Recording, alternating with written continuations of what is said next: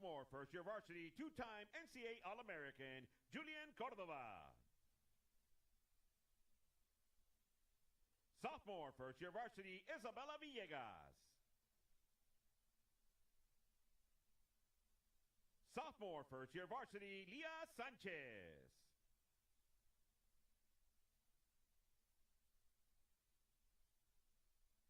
Sophomore, first-year varsity, two-time All-American, Academic All-American, Aubrey Garza. Junior, first-year varsity, two-time NCAA All-American, Graciela Estrada.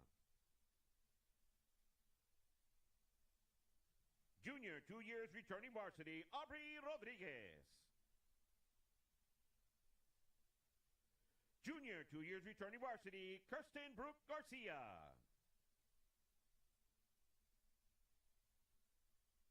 Junior, 2 years returning varsity, Academic All-American, Haley Cantu.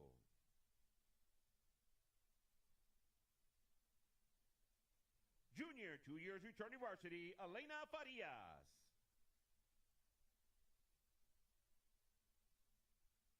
Senior, first-year varsity, Amber Perez.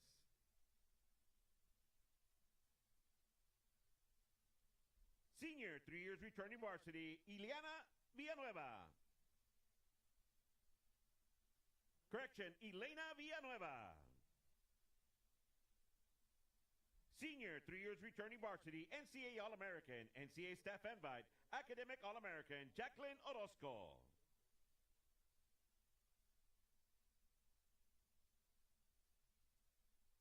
And now, introducing your Harlingen High School captains. Senior, 3 years returning varsity, Academic All-American, and Captain, Crystal Benavides.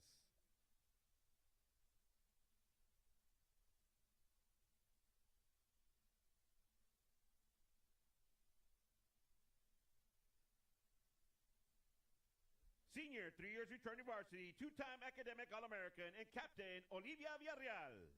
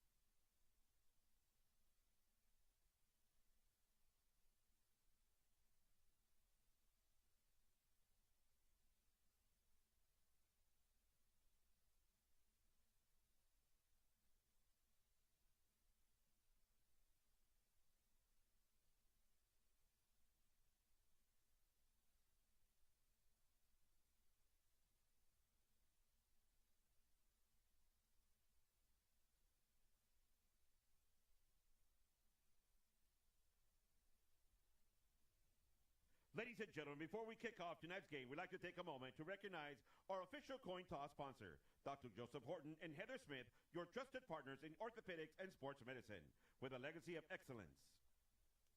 Community involvement, Dr. Horton and Heather Smith are committed to making a difference both on and off the field. As the captains make their way to the center, we'd like to thank Dr. Horton and Heather Smith for their continued support. Ladies and gentlemen, introducing your captains for today for Weslaco. Number 0, Frankie Trevino. Number 3, Ryan Gonzalez. Number 14, Mateo Gomez. Number 51, Diego Salazar. And number 68, Julian Longoria. Weslaco has won the toss and selected to defer to the second half.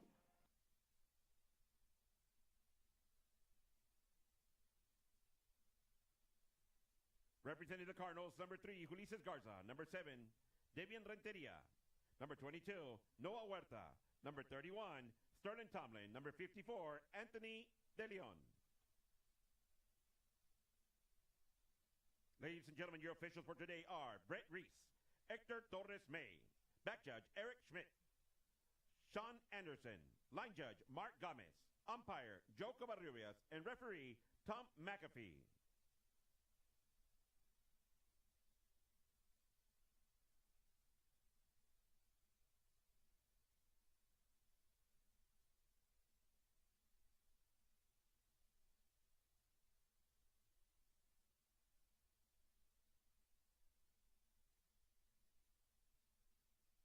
Ladies and gentlemen, in the show on the spirit of sportsmanship and camaraderie, it is tradition for the hosting school to welcome the visitor school.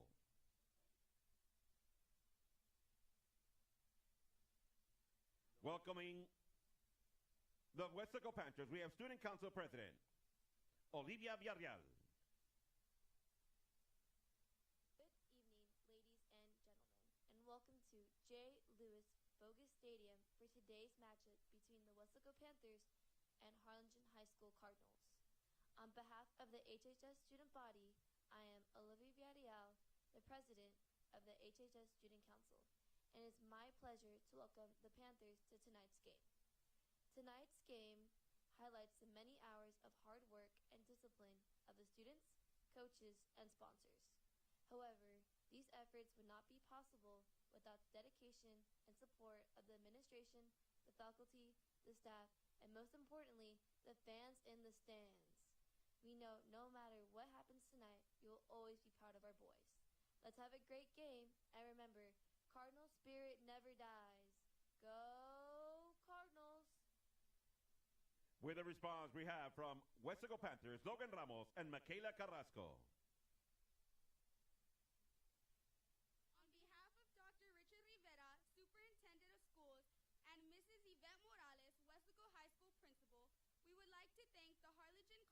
For their warm welcome to the J. Lewis Bogus Stadium.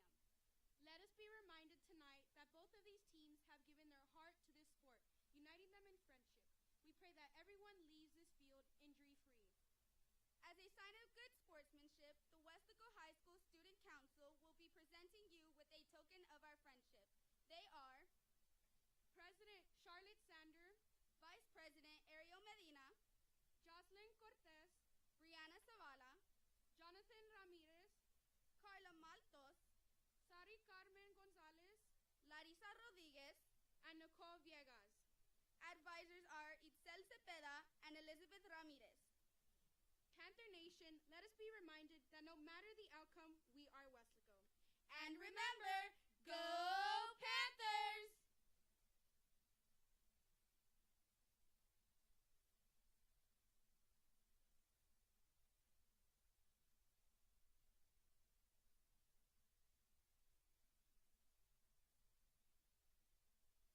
Ladies and gentlemen, the school alma mater shows a sense of pride. The songs are carried from present, past, and future alumni.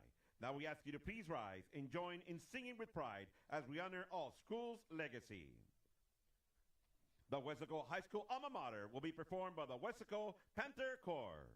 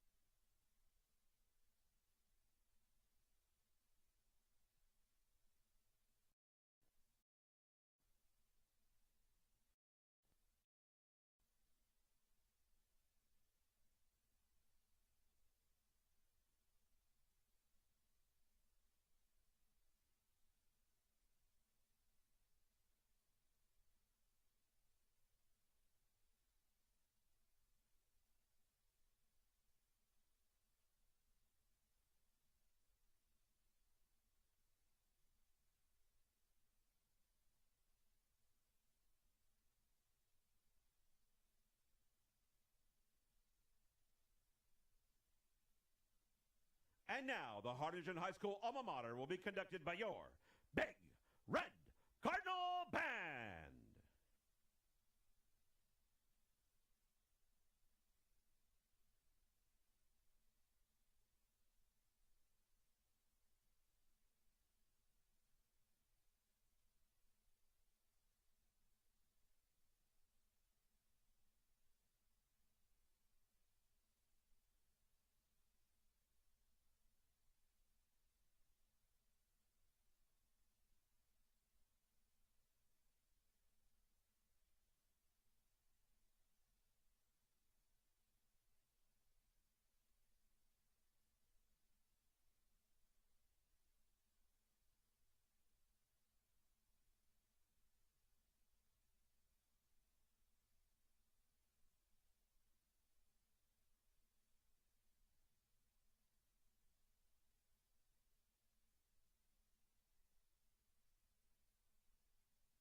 Ladies and gentlemen, we ask you to please remain standing for the presentation of colors. Performing for the color guard tonight is the Harlingen High School JROTC Color Guard, commanded by Cadet Lieutenant Colonel Cici, carrying the Texas flag, Cadet Second Lieutenant Reese. Right guard, Cadet Commandant Sergeant Major Dedman. Left guard, Cadet Second Lieutenant Garcia. At the flagpole, Commander Cadet Major Garza, along with Cadet Second Lieutenant Rios, Cadet Staff Sergeant Rosales, Cadet Staff Sergeant Puga, Cadet Rodriguez, and Cadet Ceci. Ladies and gentlemen, we ask you to please remove your hat, put your right hand over your heart, and continue to sing with our national anthem.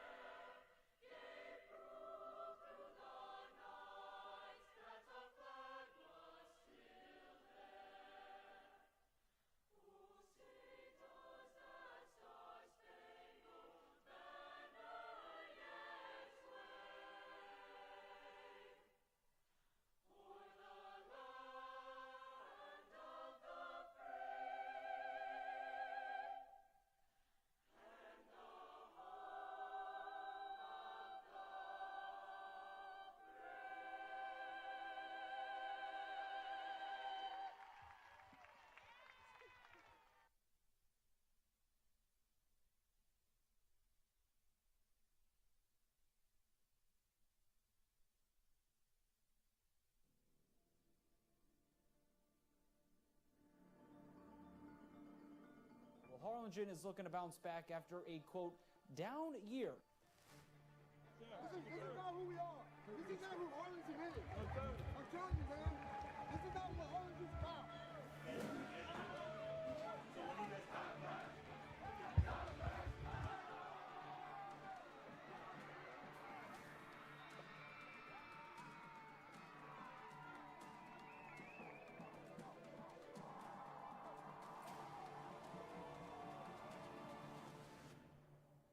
If you know Valley football, you know all about Harlingen.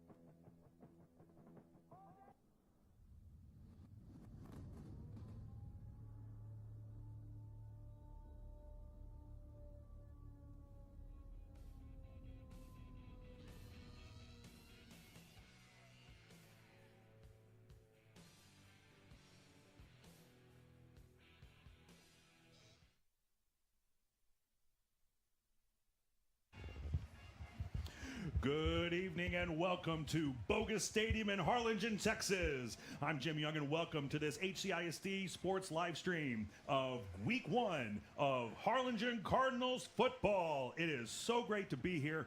It is such a privilege to be part of this HCISD media team to showcase our student athletes. This year, we're going to bring you some of the best quality high school football broadcasting you've ever seen. Every year it gets better. And this year, we're going to showcase our student athletes, give them their shine, and bring you some of the most exciting Texas high school football you can get. And it's right here in Harlingen, Texas. I'm here with Joe Martinez. Joe, thanks for coming to the booth and helping me out this year. How excited are you to get started? I'm very excited. I mean, this is what I wait for the fall. Being football, this is what here in Harlingen, this community really loves their Harlingen Cardinals. They love their Harlingen South Hawks. This is what the community is doing for. They live for coming out to these games. And, we really appreciate the ones that couldn't make it to the game and actually hearing us and watching the game there at home. It's going to be an interesting year for the Harlingen Cardinals coming off, a pretty decent year last year. They had some ups and downs on there, but they were kind of young, getting a little bit better here. I think this is going to be a good year for them. One of the things we wanted to point out, too, is that this is the first year in 18 or 19 years, however long Coach Manny Gomez hasn't been here. He will not be calling the defensive plays for the first time. It will be by Coach Aguilar this year. Speaking to him earlier this afternoon, and just waiting to see what he has in store. Of course, he didn't want to give a lot of his secrets away, but he's ready, and the Harlingen Cardinal defense is going to be something to watch. Yeah, I spoke to Manny earlier this week, and he actually brought it up. He said, I'm seen as a defensive-minded guy. He's looking to have a well-rounded team. The game has started. The Panthers won the toss. They elected to defer. They kicked off to Harlingen. They're going to start with the ball, but Manny he knows that his reputation and the Cardinals' reputation is a defensive-minded team, but I tell you what, there are some playmakers on offense. We're going to talk about the defense too, but with a freshman on the varsity squad, we're going to talk about with a former defensive player at tailback, we're going to talk about the way this offense has come together has really created some excitement here in Harlingen, and with a number 5 ranking going into the season from the UTRGVsports.com 5A6A RGV rankings, the Harlingen seem to be poised deep run. And we got a flag already. It's last week we kept saying, folks, it's preseason, it's a scrimmage. Well, folks, it's the very first play of the season. Manny's not going to be happy with that. They're going to be marching back 5 yards. But these are things that you expect to get better. They're still putting everything together. The one thing that you can expect from the very beginning, and this is something that every Cardinals fan knows, and if you've seen one game of Cardinal football, you know it. These boys will absolutely run through a wall for Coach Gomez and these coaches. So, a little bit of mistake there at the beginning. The pass from Serna is to the left side. It's down the left-hand side, and it's out just shy of the first down marker, and now we finally get some football action. Yeah, we got some football action. That was a great catch by Adam Sanchez, number 1. Just running a quick little curl route and able to get about 10 yards. Remember, it was 1st and 15 with that false start penalty. Made a good little run, and now it's a manageable 2nd down. So right now the Cardinals really got a good chunk of that yardage back. Senior Jonas Serna at quarterback. We mentioned a freshman on the squad. That's the backup, Hassan Woolery. We'll see him getting some action. Serna's going to keep this one, not much doing, and it's going to be 3rd down. Yeah, it's going to be a good 3rd down. He actually ran into the wall there of the San Francisco. That was led by number 98 for the Weslaco Panthers. Was able to get a pretty decent push and get a no gain. So it's going to make it about a 3rd and 4. And to see what this new offense and see what they come up with, too, and see how well it functions here. It certainly helps to have 3rd and manageable, so it's a good job to just create 3rd and manageable after the opening penalty. Serna's got it. He fakes the give. He's rolling right. He's looking. He's throwing long, and he's got a man, and it's almost intercepted. That was... that's a Wesco player, number 18 for Weslaco. Yeah, that was that. A little under threw it there, but that was a great job by Trey Landeros, number 18 for the Weslaco Panthers. just a little underthrown. And what happened there is just, you know, actually the receiver had a step on him, but just the underthrown was able to get, almost got the pick on that one. That was terrific focus by the Weslaco DB. It's going to be a 3-and-out for Harlingen, and the first punt of the season is upcoming. So the snap is back. The punt is away. It's a pretty good one, end over end. Takes a slight Harlingen bounce. It's going to be out between the 38 and 39-yard line of Weslaco. They will get their first crack at it here. Well, you noticed that we noticed it last week on the scrimmages. I guess some of the punt rules did not change because they actually did charge a little bit on there. Remember last week we were a little bit kind of confusing about what was going on with the punt on there, but this time you do see the actual front go and try to get the ball. So there's going to be returns. There's going to be some of that. I think it was just a scrimmage thing maybe. Well, it's just good to watch actual real formatted football. You know, last week we had a scrimmage between 3 teams. Only a 2-team game here, Joe. It's going to be a little easier to call than that one was. But, you know, there are always rule changes. The kicking game is changing at every level of football to improve player safety. Wesco's got the ball now. It's taken up the middle for no gain. Actually, it looked like it might have been a loss of one. They're going to mark it right at the line of scrimmage. Good stop by the Cardinal defense and a 2nd down and 10. Yeah, that was actually a great stop. He was able to get around it because Weslaco does have some speed on the running back side. And was able to get it down to no gain. It looked like you were right. It looked like it was, maybe a loss on the down there. Player to watch on the defensive side is middle linebacker Sterling Tomlin, number 31. He's a senior. RGBsports.com put out their top 30 players. We'll talk about that in a second. It's a give to the tailback, and Ed is sniffed out by the Harlingen defense. You can't even call a number. That was a gang tackle. Absolutely sniffed out. But Sterling Tomlin, who I believe was in on that with some of his colleagues there, ranked number 6 in the RGBsports.com's top 30 RGV football players, so a lot of expectation from him. He flies to the ball. He's aggressive. Coach Manny and this coaching staff are really excited about him and this entire defense. Sterling Tomlin, one to watch. Yeah, I think he's going to be very fun. I spoke to him a lot during the summer, and he was very excited about the defense, and a great kid, a very polite, very respectful, and he was just excited to get here right now. Yeah, he's lined up on the outside. They're bringing pressure, and there's a whistle. And we'll find out what the flag is. But Harlingen was bringing pressure. We talked about Sterling Tomlin. He was around the left side looking to come in. And I think that pressure caused, well, it looks like it caused a timeout. Yeah, it was a timeout. But you're right, though. I think Weslaco's offense is the coordinators are looking at where he's lining up and trying to run on the other side. I think that's what's going to be what you're going to see Sterling do. He's going to cause a lot of havoc in that defense. On that offense. So I think wherever you see him line up, that's where they have him in the middle, so we can dictate to the left, dictate to the right. You won't see him too much on one side. So coming out of the timeout, it's 3rd and 13 now. So this Harlingen defense flying to the ball. And putting the pressure on Weslaco. If this is the way this defense is going to play, you're not going to need that many points from your offense. It's going to be a low-scoring affair, and I don't know if Weslaco has the weapons to compete. They usually do, but this defense is something else. It's 3rd and very long, 3rd and 13. Weslaco quarterback drops back. Now he's going to keep it. Now he's going to go down. There was nobody open. Call that a coverage sack, and it's going to be 4th and long.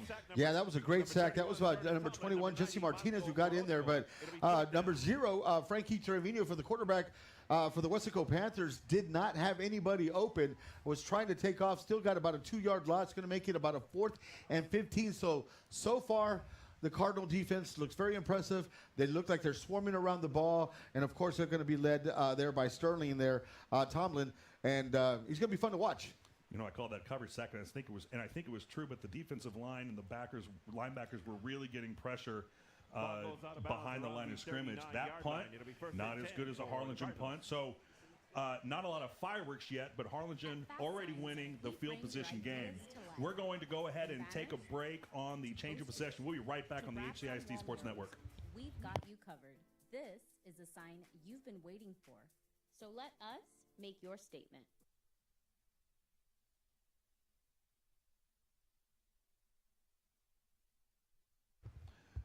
That was a very quick break. They came right back out. So here we go for the Cardinals' second possession of the game. And if I'm seeing that right, is that Hassan Woolery out there for Harlingen? The give is to Huerta. He's busted through the defense. He's down the right-hand sideline. He's gone. Touchdown, Cardinals. No flag on the play. What a great run right around the right-hand side. He able to get a little hole and made one thing about Huerta, what you're going to see this year, he's very lanky. He's got really good speed. So once he gets in the secondary past your linebackers, it's going to be very difficult. As you see there on the folks watching at home, you see the speed and you see how he bursted and was passing the secondary. And like you called it, it was just, I don't think he got touched. I really don't. The Weslaco defense couldn't catch him. Neither could I. I'm trying to figure out if it was Hassan or Jonas out there. And by the time I figured it out, Huerta was gone. Huerta was gone. He pulled out that was a great run. That was a great run.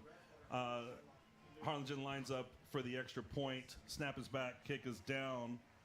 The snap is down. The kick is up and good. It's 7-0 Cardinals. Now we're going to take a break. It's 7-0 Cardinals on the HCISD Sports Network.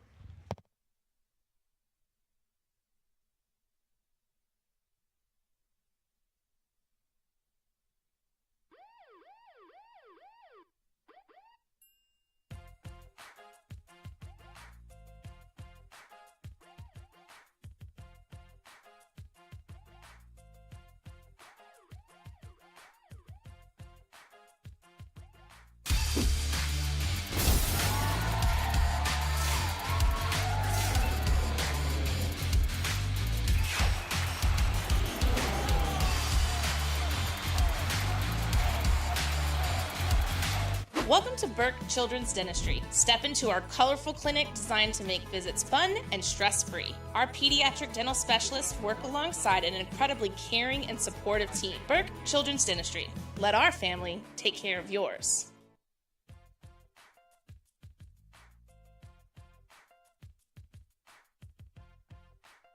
Alrighty. Welcome back to Bogus Stadium in Harlingen, where it is Harlingen Cardinals 7, Weslaco Panthers nothing, on a run by Noah Huerta of about 60, 65 yards, I think. Yeah, about and 65. He went in untouched. It's a short kickoff and a short return. Weslaco brings it back just past the 25 for their second possession. Joe, that was some quick. I just got finished saying we haven't seen any fireworks yet, but we're winning the field position game. And in one play, Noah Huerta turned that field position into a touchdown. Yeah, like I said, that the O-line, give them a little credit. They did some good things there, opened up that hole there, and was able to just, I mean, I think he was untouched. And now see what Weslaco could do and see if they could actually come up and get a couple of first downs or two. And like you said, the field position battle, right now they're losing it. Mm-hmm. Yeah, that was pretty traditional Harlingen Cardinal football, running the ball. Now Weslaco gives the ball up the right side. It's a short gain of about one up to the 38-yard line. They're going to mark it at about the 39. That was David Garcia running around the right side. Get about 2 yards on there. But right now, you're seeing the Harlingen defense, what we talked about earlier. You're seeing them swarm. You're seeing them out. So far, Coach Aguilar doing a good job. Calling the new plays, ladies and gentlemen. He'll be calling the new plays. Coach Gomez will not be calling defensive plays this year. Yeah, Coach Gomez maybe feel a kind of way about it. He'll never let on, but so far, Coach Aguilar's play calling doing pretty well. And that defense is swarming. Every single guy flying to the ball. That's a modest gain. It's going to be third down. Yeah, it's going to be a pretty decent game. Give him a good manageable third and about 3. That was a quarterback, Frankie Trevino, calling his own number, doing a delayed draw and kind of running up the middle. Third and 3, third and 4 is what we got, and a little bit manageable. At least they're moving the ball a little bit. Last possession, they were going backwards. Yeah, 3rd and 3, 6:45 and counting to go in the first quarter. This is Weslaco's second possession. Not a first down yet recorded by the Panthers. The shotgun snap, the throw, and it is broken up. by Arturo Torres. What a play. The receiver had a step. Arturo put that paw up, knocked it down, and brings up 4th down. What a play. What a play. And he had it. He read it. He was looking at the quarterback's eyes. He was looking at Trevino's eyes. And like you said, he literally put his paws down and able to get it because the receiver had at least, if it was thrown a little bit better, it could have been caught. But he did. I mean, you can't take anything away from Torres there out there. So he did a really good job in getting his paws up there. And you know, it's a game of inches. If he's a little short and he's, slow half a step, that could have been a big play or even a touchdown. The junior Torres breaking it up. It's a bad snap. The quarterback's got it. He's through the right-hand side, and it's a touchdown saving tackle. That's the left-hand side. And that was number 3. 31. 31, excuse me. That was Devin Estevanes. I thought it might have been almost designed, but I think it was, like you said, it was a low snap. Nonetheless, we're able to get the ball to midfield after this, play, fake punt, whatever happened on there, but they got a first down on it. Now they're at midfield, maybe making a little noise here. And I believe that was Sterling Tomlin with the stop. Hang with us if we get a couple names wrong. It's early season, but we're going to get better throughout the season and make sure we bring you the action and give these players some shine. It's 1st down and 10 now, right at midfield for Weslaco. The shotgun snap, single back. It's the give to the back, and he's wrapped up in the backfield. 3 or 4 Cardinals were there, and he went nowhere. He went nowhere, and like you said, you couldn't even keep call a number out or a name because there was just so many on there. They did an inside blitz, came out on the left-hand side. He had no chance on that one. It was about a 1 yard loss on it. It's going to be 2nd and 11. So right now we're seeing some good things happening with the Harlingen Cardinal defense. That one brought Coach Gomez almost out to the 50-yard line, number on the field. He's excited about this. He may not be calling the plays, but he's living and dying by every play. Here's the 2nd down and 11 play now. The shotgun snap, back to pass. There's pressure. He's going long over the middle. It's caught. It's caught at the 25 and down at the 23-yard line. That's the big play Weslaco's been looking for, and that's something that the Cardinals defense are going to have to adjust for. They're going to have to make some adjustments on there because he had a good inside step. The quarterback, Frankie Trevino, threw an excellent pass to Bo Cuellar and able to get the first down and more. He got about 25 yards on the play. Shotgun snap on 1st down. It's a give to 23. He's up the middle, and that's a good game.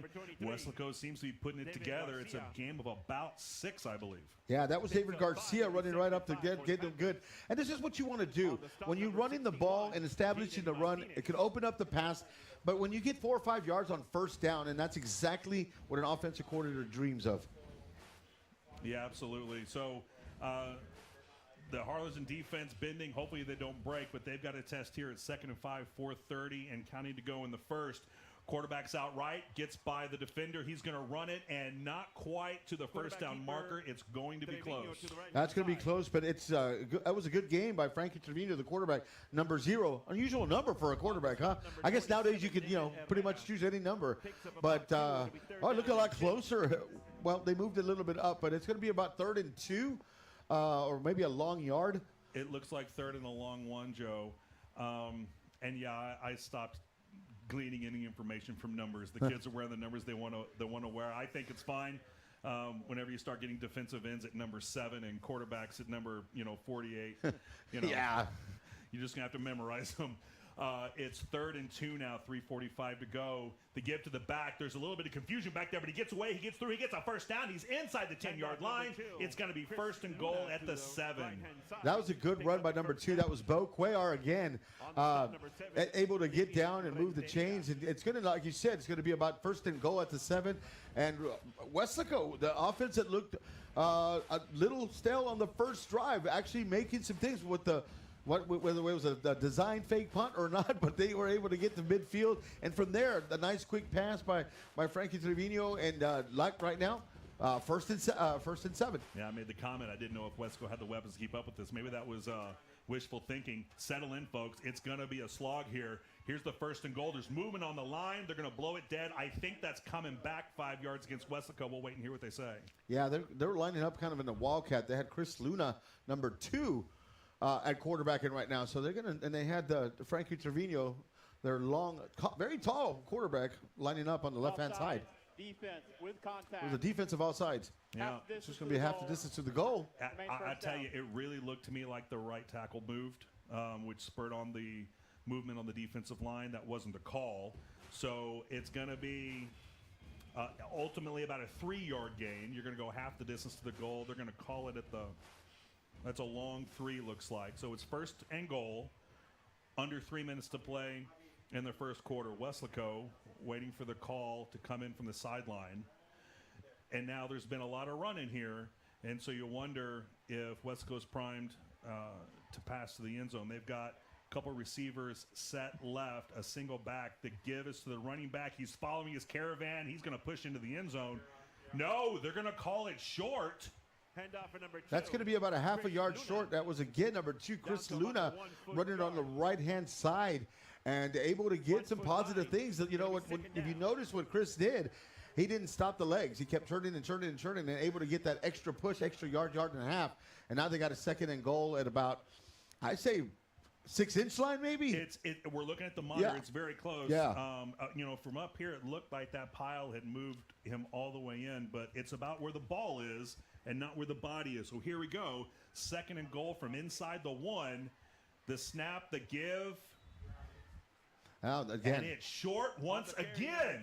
Cardinals defense came through on that one. I couldn't see who, but he stopped Chris Luna, number 2, again. Able to get maybe about a yard back, and so now it's going to make it about a good 3rd and 1. He lost about a half yard, Joe. So don't ever resign yourself to an inevitable touchdown. All right, we said at the beginning of the broadcast, these boys will run through a wall for Coach Aguilar, for Coach Gomez. And they've got half of a goal line stand in the books. They're going to take a break. We're going to take it with them. 7-0 Cardinals on the HISD Sports Network. Stop by to receive the urgent care you need without the expense of an ER visit. Now located right next door.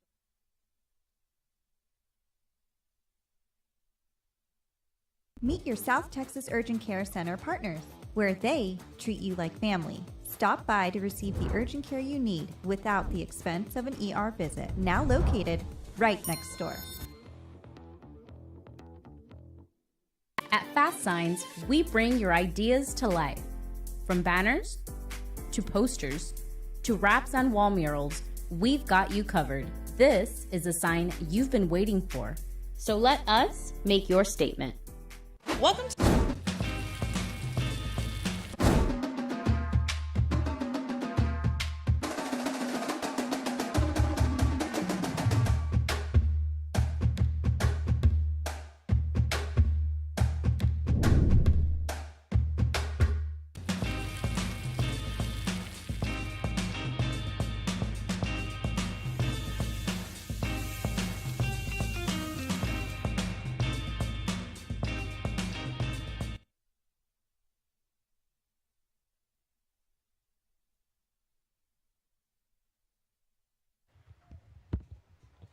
Back at Bogus Stadium, a minute 27 to go in the first quarter. Weslaco is lining up for a 3rd and 1. They were stuffed on 1st down. They were stuffed on 2nd down. They've got a single back in the shotgun set. And it's a keeper. He's around the right-hand side. He is stopped short once again. He had the corner. The defense said no. Wow. Was that Tomlin? I think it was number 31. I could see him moving there. He was going to the left. It looked like he was going to go in. He had a little gap inside. Nevertheless, the Cardinal defense was able to run around the corner and deny the touchdown. Well, he's not number 6 ranked player in the RGV 5A, 6A player rankings for no reason. And he flew to the ball, saved a touchdown. Weslaco's going to line up and go for it on 4th down. At least they're going to show that they're going for it. We got a false start. Movement on the line. I do believe it's a false start. But we thought that the last time. Well, who knows? I guess we'll wait what the referees say or what the referees call. Here's the call. False start. Offense, and it's going to be 4th and 6 now. You got to think that's going to change the strategy of the Weslaco Panthers. But my goodness, what a defensive stand. It's not over yet. You got to think if you only give up 3 points, that's a heck of a drive defensively. Well, you know, it is a heck of a life, and I think it's going to change the format of what they're going to do. I think you should see the Kickins unit out, but who knows?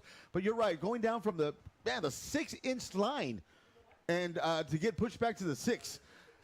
I think that was an incredible job by this defense. They bended a little bit, but did not break.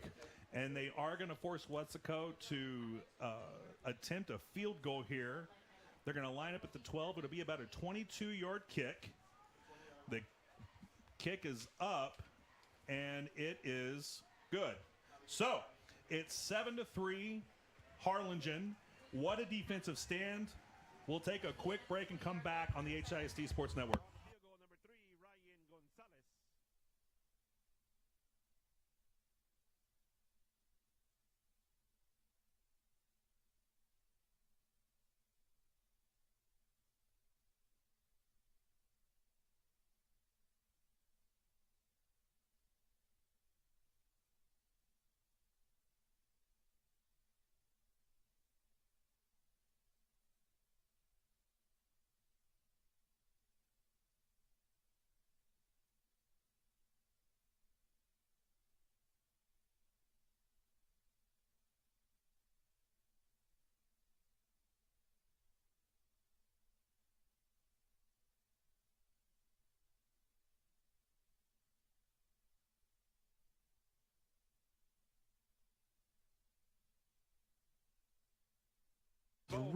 Arturo Torres, or could have been. It's very hard if it was 23 or 22, or Noah. But regardless, got a good jump, got about to the 39-yard line.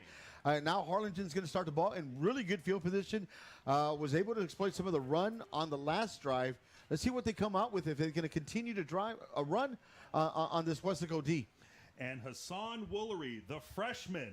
And if you know anything about Cardinal football and Coach Gomez, you know that the mere fact that a freshman is on this squad is a rarity. He's got the snap, and it's a keeper. He's around the right side. He's past the 25, past the 50. He's to the 40, the 30. There goes Hassan Woolery. Touchdown, Cardinals! Wow, what a great run. They put it on kind of like a Wildcat-style offense. Was able to run on the right-hand side, and Hassan Woolery just showed. Remember, ladies and gentlemen, this guy is a freshman playing varsity ball. That means he's about 14 or 15 years old. Right. And he's got a great future ahead of him. Was able to run, do about a 62, 63-yard run, and able to give Harlingen his second big, long touchdown. Right now, Harlingen has been running the ball with two big, gigantic plays. When I talked to Coach Gomez yesterday, I could not obviously ask him about a freshman quarterback on his varsity squad. A couple of things that Coach Gomez said. The extra point is up and good, 14-3 Cardinals. He said he's a specimen. He said he's a smart kid. He puts in the work. He said vigorous in his studies. Man, for a 14-year-old kid who's going to come out here and play quarterback, can you ask more from a kid to be not just physically gifted, but focused, academically inclined, and driven? And, Hassan Woolery, learn that name, Harlingen fans. You're going to hear it a lot for the next 4 years. Oh, absolutely. I'm going to love to watch him play for the next 4 years. Already making an impact on the first time. Tell me, what are you planning on doing to maintain this success throughout the rest of the season? We just plan to get in the water all together, continue practicing, create a family with our team, and make sure y'all go support against our first Bird Ball next Tuesday. What advice would you like to give to future water polo members? Some advice I would like to give is some hard work, dedication, commitment. In that pool, those are your brothers, that's your family, and you can give them all your all. That's all I ask for, and that's everything you can do. That's amazing, guys. We wish you guys the best of luck on Tuesday. Back to you, Jay. We're supposed to be putting a shine on these student athletes and student groups. The worst thing we can do is talk over, but we're going to get better at that, folks. We appreciate the Cardinal students, not just the athletes. They're coming out. This is such a community event. So we'll make sure we get those on the live stream, Joe, so everybody can hear them. Hassan Woolery, Joe. I can't say enough. He just started. What a debut. Coach Gomez said he was going to get him in the game. He didn't say he was going to be in the first quarter. I didn't think it was going to be there that early. I had spoken to Coach Ledesma, said that we were going to use him. He said, yeah, we're going to throw him in here and there. I figured if the game's already out of hand, maybe put him in, get a little bit of reps. But no, they put him in on the third offensive drive. And on the second play, he was able to score a 62-yard run. Wow, yeah. The kickoff is away. It's going to be a touchback. So there you've got a little bit of a taste of the explosiveness of this Cardinals offense. Hassan Woolery, Jonas Serna, Noah Huerta. They've got speed and they've got focus, and they will run through a wall for this team. Yeah, and what it was amazing with this run, I was really amazed, and talking about him, the speed, and I'm thinking to myself, he's only going to get better. He's only going to get faster. I'm excited for the next 4 years for Harlingen football fans. For all you guys out there watching, this is going to be something special. Yeah, you're going to want to come out to Bogus Stadium. We'd love for you to watch the live stream. We'd really love for you to get down here and watch this football from the Cardinals. It's a quarterback keeper. He's up to the 33 or 34-yard line. Going to be 33. They're going to mark it. It's going to be 2nd and 3. Yeah, he got a good run. That was the quarterback number 0, Frankie Trevino, running around the right-hand side. Good little hole, opening it up on there, and kind of got Harlingen a little off guard on that one.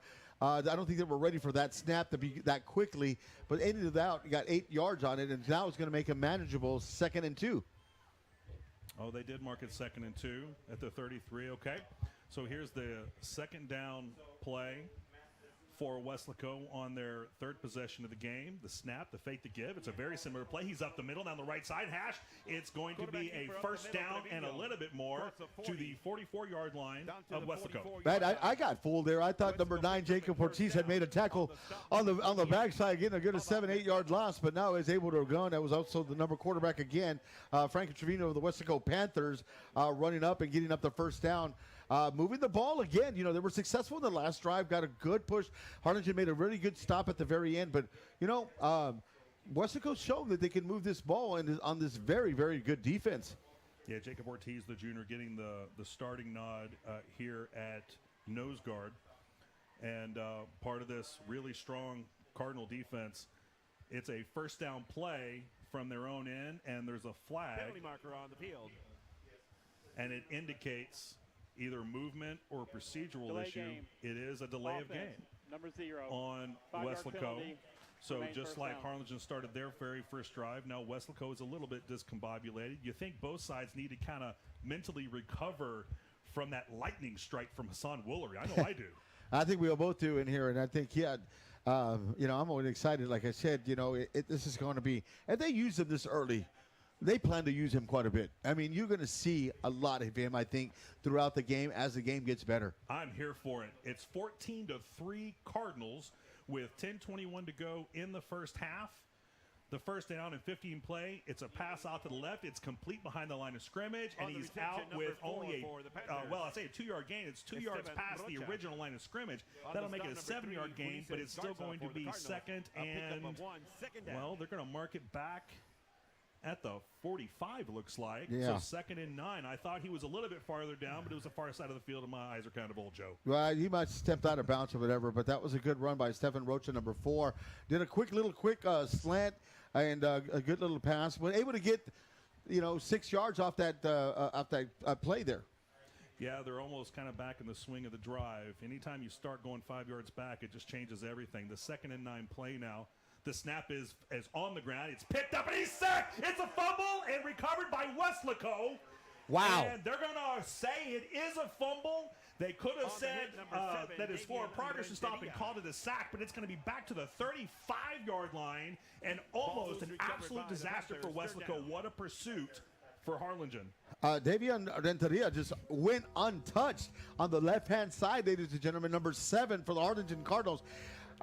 Frankie Trevino did not see him coming. He just went in there untouched, hit him, fumbled the ball. Now it's going to be about a 3rd and 20, 19 around there. So great job on number 7. It started with a bad snap. The quarterback picked it up pretty quick, but you miss a beat. And like you said, David Renteria, the sophomore, around and just laid the lumber. Here's a 3rd down and very long. Back, he's going to tuck it and run. He's going to get nowhere. Sterling Tomlin on the play. Saul Cerda on the play. A lot of Cardinals out there. A lot of Cardinals on the play. They're flying to the ball, Joe. They're flying. They're moving. This defense is excited and pumped, led by their captain out there, number 31, Sterling Tomlin. Well, you know, they got some of the yardage back, like we talked about it earlier. Field position. Hopefully, they're going to try to pin Harlingen back a little bit deeper here. See if we can get a good punt by the Weslaco Panthers. Very exciting game, ladies and gentlemen. Back to return the punt for Harlingen is Maddox Hernandez, and he's got the ball up past the 40, the 45, and almost to midfield. A good return, and, you know, they tried to pin back the Cardinals. They were not succcessful. This is good field position for the next drive. Yeah, it's going to get them right around midfield and getting the Harlingen Cardinals here. Who on the first drive, you know, looked a little, you know, a little jittery. Maybe, you know, it's the first drive, but the last two drives have been great running drives, establishing that drive. That's going to open up what's going to happen later on. Maybe they're going to start, you know, throwing some shots downfield. Because right now, Weslaco's thinking about those runs, too, by Noe Huerta and Hassan Woolery here. Hey, I was nervous coming in for the first game. I had butterflies, Joe. I'm 44 years old. So I hear you. These kids, this is their first game of the season. Once you work that out, the preparation will come through to get us to, I believe, Huerta. He's almost across the 45-yard line of Weslaco. A good gain on first down. We talked about this last week when we watched the Cardinals scrimmage against Sherryland, excuse me. And one of the things that we noticed and talked about a lot was chunk plays on first down. 4 yards, 6 yards, 7 yards on first down. If you can do that consistently, the whole playbook opens up. It opens up, and it's going to make it a short, second, and manageable down now. The running game is working right now.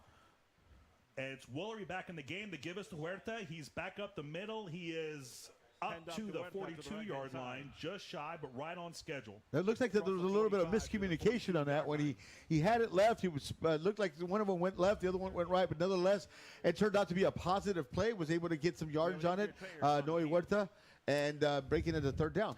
There's a Panther on the ground. We'll take a break.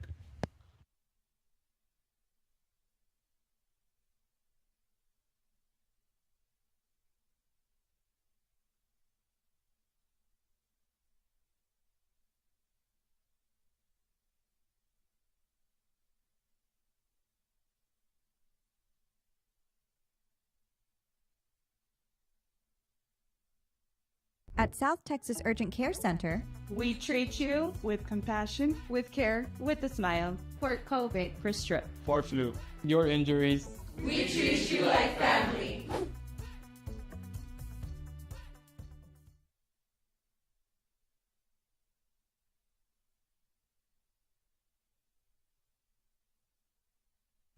Back at Bogus Stadium, 7:48 to go in the first half. Cardinals 14, Panthers 3. Hassan Woolery, the freshman quarterback who took a 62-yard scamper into the end zone pretty much untouched for the second score for the Cardinals. Back in at quarterback with Huerta in the backfield with him. He passes to the right. It's caught and fumbled, dropped, recovered by number 8 by David Ramos. David Ramos, thank you, Joe. Yeah, he was able to get that. Didn't look like I'm glad he got the ball, first of all, but it didn't look like he was going to get that first down anyway. He was kind of swarmed around by the Weslaco Panthers defense. Now it's going to bring a fourth down, and looks like Harlingen's drive is going to be stalled here at the 42-yard line. Yeah, you're at the 42-yard line of Weslaco. You're up a couple scores, so I think punting is the right way to go, but they're not going to do that. No. It is 4th and 2. Cardinals feeling a little frisky here midway through the second quarter. It's 2nd and 2, and at least they're going to line up, and it's the give, and he's through the line of scrimmage for a first down. Yeah, he's going to go in there right through the middle. That was number 22. That was Huerta. He's been getting the ball. He's been the workhorse so far, able to get a yard past the marker and get a first down, ladies and gentlemen. Harlingen right now is going to run the ball until Weslaco is going to stop him. Well, and that was a different offensive formation than we've seen. Looked like 3 backs there with Woolery in the backfield, and that might have been confusing, but it just ended up going to Huerta anyway. He got you the first down. Yeah, it did look a little. I was even a little confused. Woolery's still in there. A 4-receiver bunch set to the left, 1 right, no back. It's a screen pass, and 13. He's 2 to the 30 to the 25 to 20. He's going. It's another Harlingen Cardinals touchdown. That was number 13, Aiden Flores, junior. Also, very young, one of the young ones out here in this team, able to get that, run it in. This was a great play. This is another, started off with going out on 4th down. Yep. You know, that was a little gutsy call by Coach Gomez and paid out. Now Harlingen's up right now at the moment, 20-3, pending the extra point, Jim. But right now, they've got Weslaco on their heels. Well, they've got me on my heels. Every time we score, it's such a lightning strike, I can't even catch up with them. But it's another touchdown. It's another touchdown on the ground for Harlingen. When you can run the ball in the box, between the tackles in the box, and you can bounce it outside and go untouched for a touchdown, I don't know how you stop that, Joe. Well, you can't stop that. If you can't stop that, I mean, look, when people are like, why don't they pass? Why don't they? Look, if you're not going to be able to stop the run, ladies and gentlemen, you're gonna keep pounding it, because runs, what they do, you know as well as I do, they wear down that defense. That is the worst thing for a defense. If you can run on them, they start filling up the gaps. They're gonna try to stop it, and then guess what? Then you get one-on-one coverage, and because they're gonna have to do something. They're going to have to bring the safeties in a little because right now with the front 7, the 4 linemen and the 3 linebackers cannot do the job at the moment. So I'm thinking you're going to start seeing a strong safety start, maybe some blitzes are coming in the middle. Something's got to go. Which is how an absolute specimen of an athlete like Hassan Woolery gets around the right side and goes 60 yards untouched. I mean, you got Woolery, you got Huerta, you've got Serna, you got a lot of weapons on this thing. Right now, to be quite honest with you, I would hate to be the defensive coordinator for the Weslaco Panthers. His job right now is probably the hardest thing to do right now. Yeah, and we haven't even seen all the weapons at receiver. The extra point is up and good. It's 6:09 to go in the first half. Cardinals 21, Panthers 3 on the HCISD Sports Network.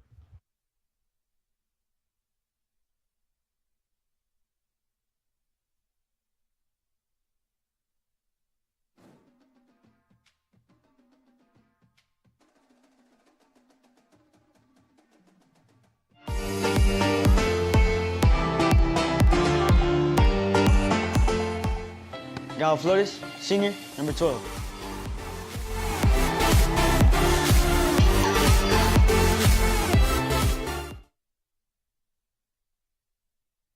At Texas Southmost College, students are paying an average of $1,754 in tuition and fees per semester, as opposed to $4,929 at a local university. Register now at Texas Southmost College.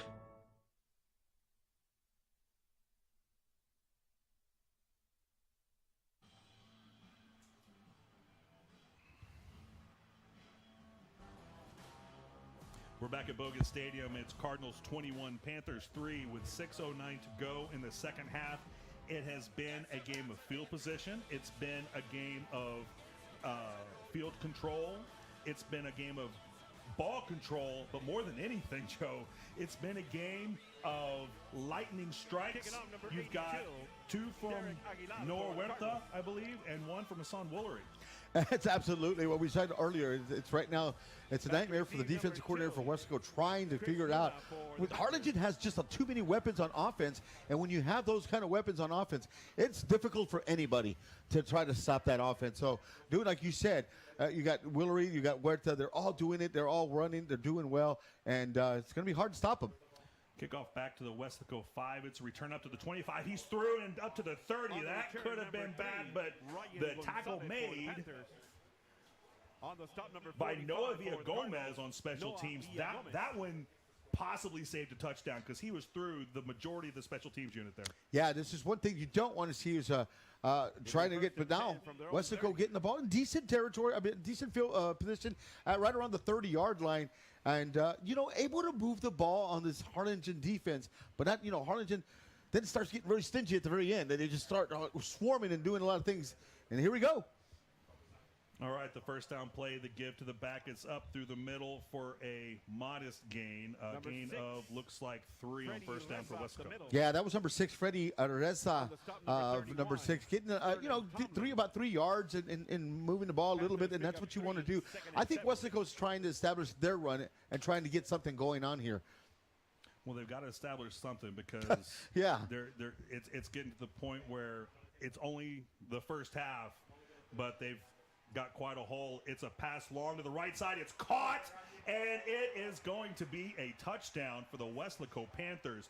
That was a lightning strike of their own. That's what they needed right now. This is exactly what they needed. That was a good pass by Frankie Trevino to Freddie. I mean to Joseph Leal.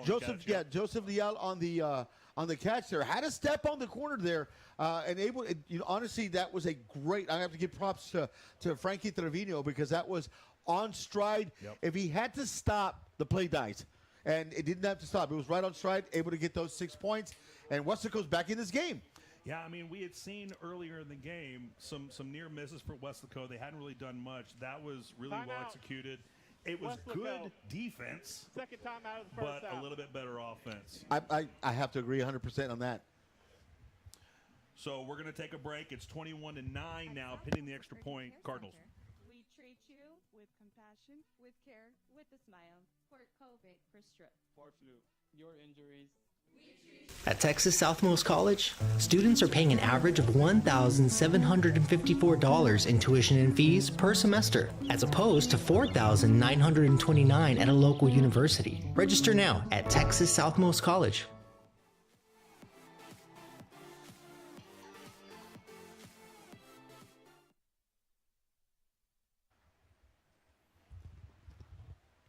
All right. Back at Bogus Stadium, where we have the extra point now after the Weslaco Panther touchdown.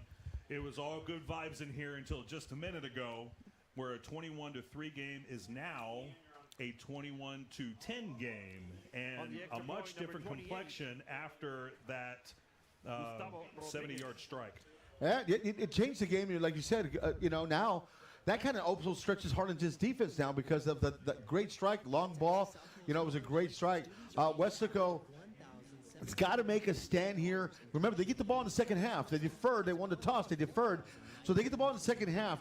They got to stop Harlingen here and at least on the first 3 downs and try to get that ball back and maybe possibly get a score and then come back with the ball and get that momentum going. But if Harlingen starts running and they can't stop it, it's going to be the same thing as we saw the last 2-3 drives. One of the things that Coach Gomez says is win what's important now. And, I asked him about facing Harlingen right off the beginning of the season. He says, you know what? Yes, it's the beginning of the season, but we're not looking anywhere past this. We're talking about going 1-0 every week, and their goal is to go 1-0 every week, as many weeks as possible. And I think that you can apply that to right now, and even up here in the booth, we're feeling so good. It's 21-3. It's the first half where, we're rocking and rolling. We're now going. It's 21-10, and you can't look forward to what the lead is. You can't look forward to the second half. Win. What's important now means, it's been exciting. You got to keep scoring because Weslaco, I think Weslaco is a little overmatched by Harlingen's defense, but they've got what you call a puncher's chance, and they just proved it. They just did. They did exactly what they did. They gave a good punch on there, able to score 6 points. 5:23 left to play in the second quarter, ladies and gentlemen. Here we go. The kickoff is away. It's down to the Cardinal 10. And it's Gael Flores, who's up to the 32, takes a big hit, but gives Harlingen reasonable starting position. Yeah, gives them good field position, gives them about the 31, 32-yard line. And now, this is what we're going to see, and this is what we're going to see if Weslaco must make a defensive stand if they want to get back in this ball game. The strike helped them out right now, but they've got to be able to contain that run.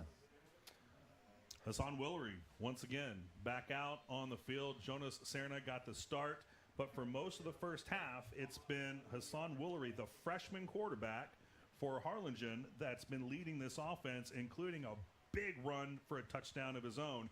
Here's the first down snap. He's rolling to the right. He's looking. Now he's going to tuck it. He'll take a hit and go down at about the original line of scrimmage. Call it a coverage sack if you want to call it a sack, but there was nobody open. Well, I think he got it a yard, maybe. But nevertheless, number 5, Hassan Woolery, I think he really wanted to throw on that one. It looked like his arm was ready to go back. But like you said, the coverage was great on Weslaco's defense and decided to take a now look, no gain now. Well, and you certainly like to see a freshman quarterback in his very first varsity game make a good decision. I think that was the right decision. Take Absolutely. It out of bounds, take 2nd and 10, live to fight another day. Here's the 2nd and 10 snap.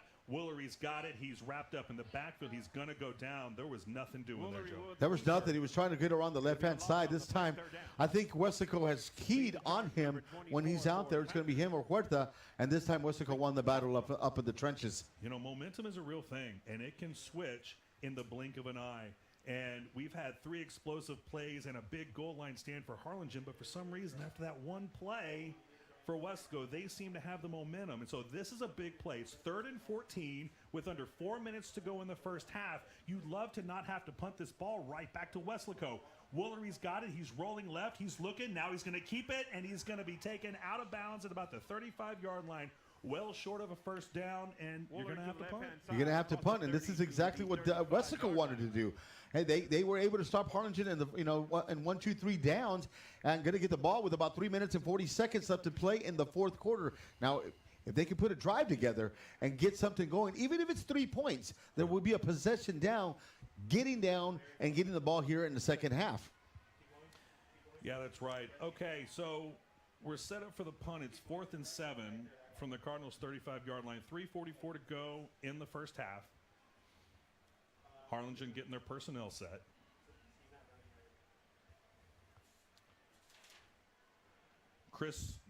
Ryan Gonzalez back for Weslaco, but the punt's not going to get there. It's going to take a sideways bounce, and Weslaco will have the ball at around their own 40-yard line.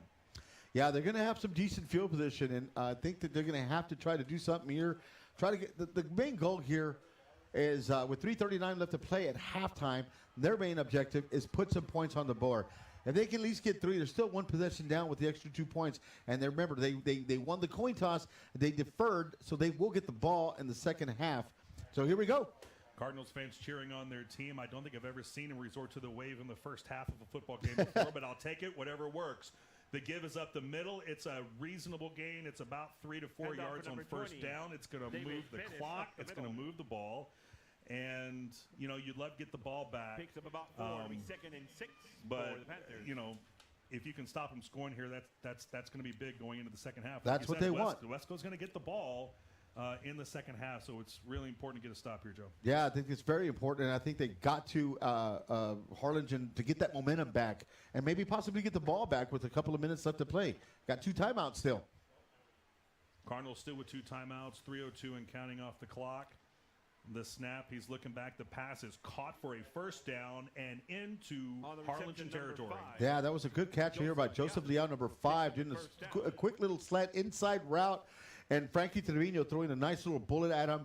But the most important thing is they got the chains moving, get the defense still on there. And Weslaco in Harlingen territory now, ladies and gentlemen.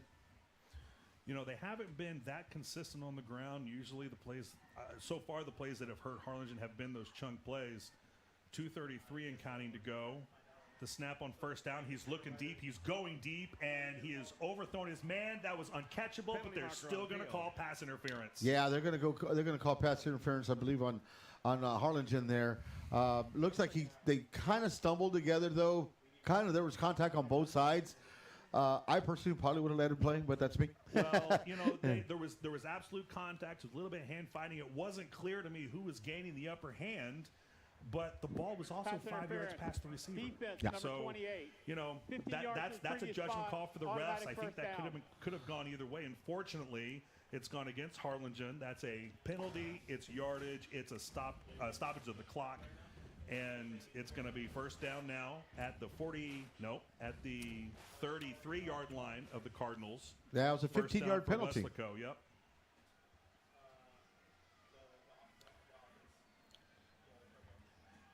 The snap on first down with 2:24 to go. He's back. He's looking to throw. He's going long. He has got a man. It's a touchdown for Weslaco. That's the same kind of chunk play that got us on last time. The defense is still swarming the ball, but there's been a change. I think Weslaco is starting to get their timing down. They're starting to get their coordination down. They're getting it down. And they're developing these plays faster. That one, I believe, was to Chris Luna. That he was wide open. He was wide open on the left-hand side. I saw him running, and I said, "What? If the quarterback, Frankie Trevino, sees him, it's a touchdown." And sure, he threw him right on stride, and able to get the touchdown, and the extra point is good. Yeah, the extra point is good, folks. It's a brand-new ball game. It's 21-17 Cardinals. We're going to take a break with 2:17 to go in the first half on the HCISD Sports Network.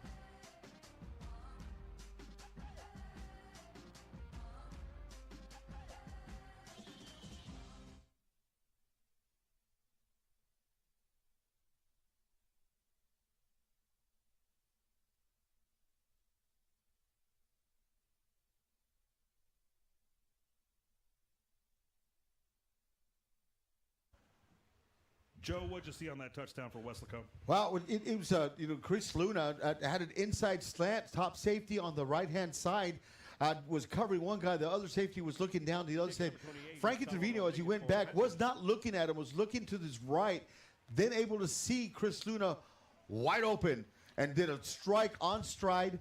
And, if you're wondering what happened a little while ago, if you went to go get some popcorn or something, it was 21-3. Now we got 21-7 ball game. 14 unanswered points by Weslaco Panthers. Yeah, he was wide open. I'm not sure if that was a bad kick, a muff kick, or some sort of squib kick, but it was a weird-looking kick nonetheless. It's going to be Harlingen ball at the 32-yard line. They've got 2 minutes and 15 seconds to go and 2 timeouts. They've got plenty of time. So they can settle down. They can try to establish that run again and get those yards, like 5, 6, 7 yards. Plenty of time. 2:15 left to play at halftime, and here we go. All right, first down. I'm trying to see who's in there at quarterback. It's Woolery again. Looks like it's Serna. It's Jonas Serna and Weslaco. It's a timeout. Final timeout of the first half. That was a timeout by Weslaco. It looks like it was a timeout for Weslaco. So not sure what that issue was. We'll take the timeout with them real quick. We'll come back with 2:15 to go in the first half.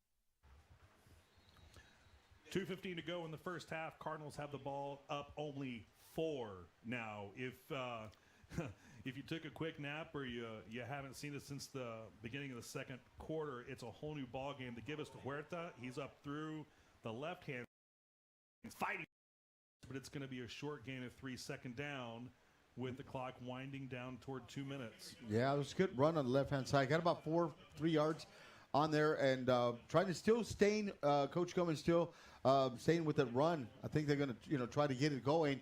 Plenty of time with 2 timeouts left. See what Harlingen can come up with and try to get the strike downfield. And it's the senior Jonas Serna back in the game at quarterback for Harlingen.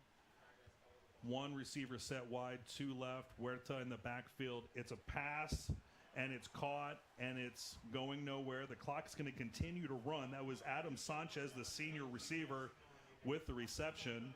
Yeah. Looks like it might have been a gain of 1.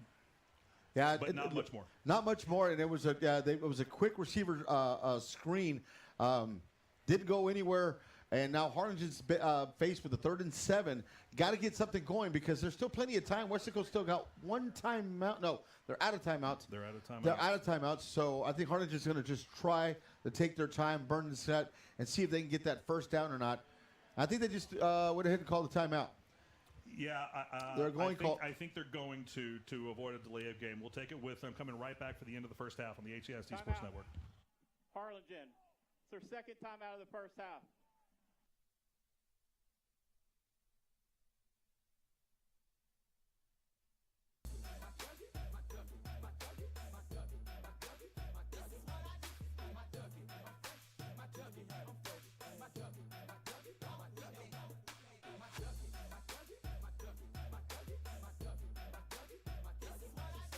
At Texas Southmost College, 98% of our health profession students are hired immediately upon graduation. High quality, higher education for everyone. Register now at Texas Southmost College.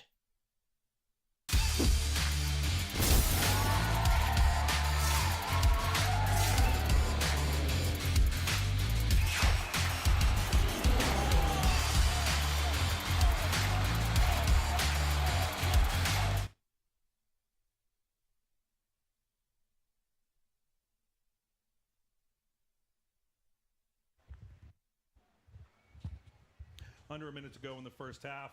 Cardinals have the ball 3rd and 7. It looks as though they're going to stay conservative. It looks like they've lost a little focus here at the end of the first half. Weslaco's put together a couple drives with some big plays. Serna's back. He's throwing long. He's got a man, and it's just through his hands. There was hand fighting. It was Aiden Flores on the pass attempt or on the reception attempt, and I think that was going to be their one shot to take. And it's going to be 4th down, and hopefully we can just keep it here and take it to the locker room up 4. That was I did not like the play call, though. It stops the clock with 47 seconds, but I do like the play call. Trying to get a strike downfield, maybe trying to catch Weslaco asleep a little bit, get that defense. But I like the call. Didn't happen on there. Not a bad pass or play. It just wasn't there. It was a really good throw. It was. It was just off the hands of Aiden Sanchez. Flores, excuse me, mixing up Adam and Aiden. That is a great punt. Takes a big Harlingen bounce and is down just outside the 10-yard line with 36.4 to go. And it's going to be 1st and 10 Weslaco. Yeah, it's going to be 1st 10. I think Weslaco right now, unless they want to take a chance and strike it, I think they're just going to just run the ball, kill the one play, kill the time, go into halftime down, and got to be happy with themselves right now, though, being down, like you said. Harlingen came out, 21-3, and all of a sudden we've got a ball game, and we had 21-10, then we got 21-17. Like you said earlier, and during break, the defensive stand is what is the difference of the game right now in the first quarter. Yeah, it's a run play. They're going to stay conservative. It's bottled up, and that may be the last play. That's going to be the it. First half. It doesn't look like they're going to try to take it all the way down the field. So they are going to let the clock run. Well, they don't have to take a snap. No, they don't. There's 15 seconds left, 25 seconds left on the play clock. Play clock's already down. It's not even moving. I think Weslaco is just going to be content right now. Remember, ladies and gentlemen, they won the toss, so they deferred. They're going to take a play. Now they're going to try to draw them off sides. It's over. Yeah. Remember, they come back with the ball. Weslaco's going to get the ball to start the second half. It's been a game of momentum and momentum shift. The Cardinals had it all for the first quarter and a half. It's now a 4-point game, and I said it before we came back from that last break, Joe, with all the big plays, and every touchdown has been a big play. The difference of the game right now is a goal line stand for the Cardinals defense. Yeah, that was the difference in the game, the 4-point differential of scoring 3 or instead of scoring to 6 points. Remember, they were at the 5-inch, 6-inch hash mark yard line there. They needed only about a few inches to get in. Harlingen made a good defensive stand, and right now we're sitting at a 21-17 game. Weslaco getting the ball. We got a good game here, right? I didn't think we were going to have it. It looked like it was going to run away. It looked like it for what? It did. It's going to be a fight in the second half. Your number 5 ranked Cardinals in 5A, 6A in the RGV, according to RGVSports.com. The Cardinals are the 5th ranked team in the RGV 5A and 6A combined. They showed you some of that, but also I think halftime came in the nick of time for the Cardinals. They need to get focused. They will get focused. We're going to take a break. Hang on with the live stream. Catch some marching band action from the Weslaco Panthers and Harlingen Cardinals. It is Harlingen 21, Panthers 17 at halftime of Week 1 of the 2024 football season. We'll be back on the HCISD Sports Network.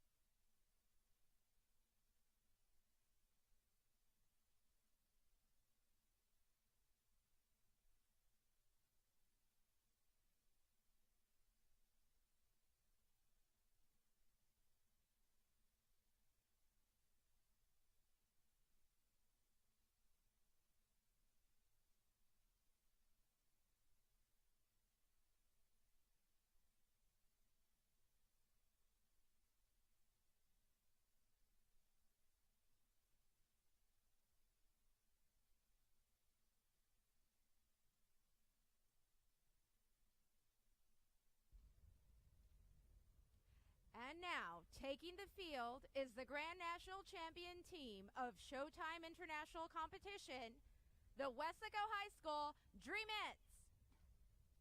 This summer, the Dreamettes attended the Showtime International Summer Camp, where they earned numerous awards, including Most Admired Team.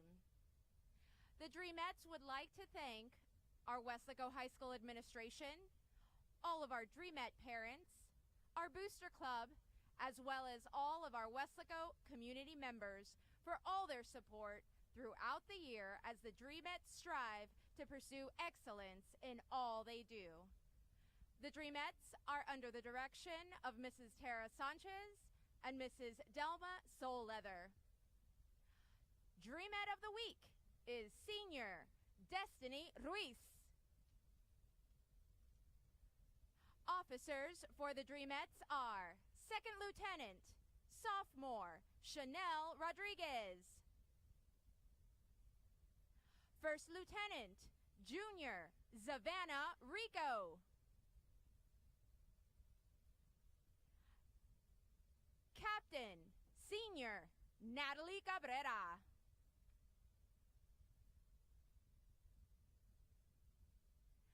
Major, Senior, Trinity Solis.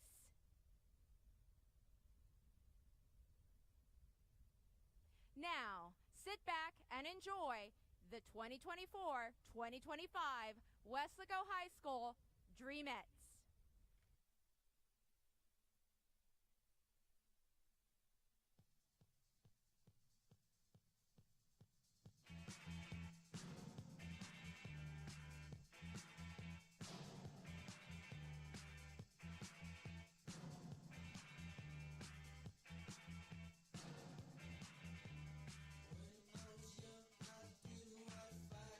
I was living in a house of cracks.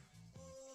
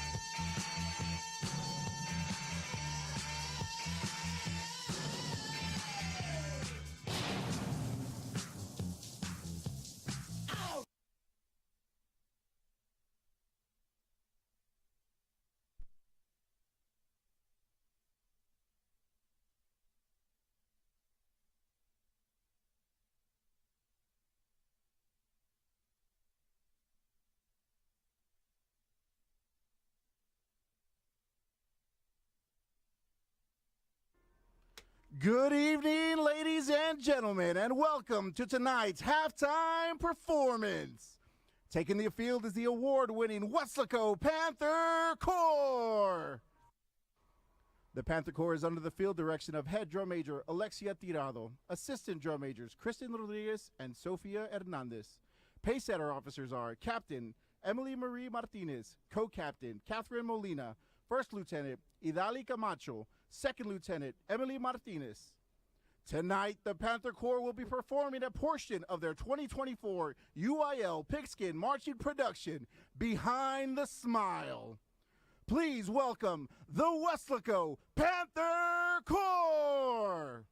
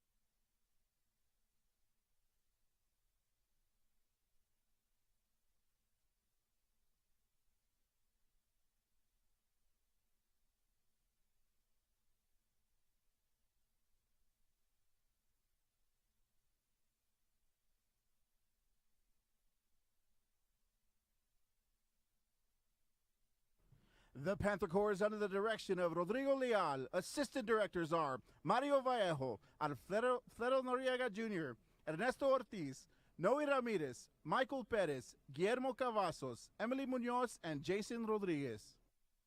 The Panther Corps would like to thank the Weslaco ISD Superintendent of School, Dr. Richard Rivera, the Weslaco ISD School Board, Weslaco High School Principal Yvette Morales, the Weslaco High School Band Boosters, and the incredible city of Weslaco for supporting the fine arts. Thank you, and go Panthers!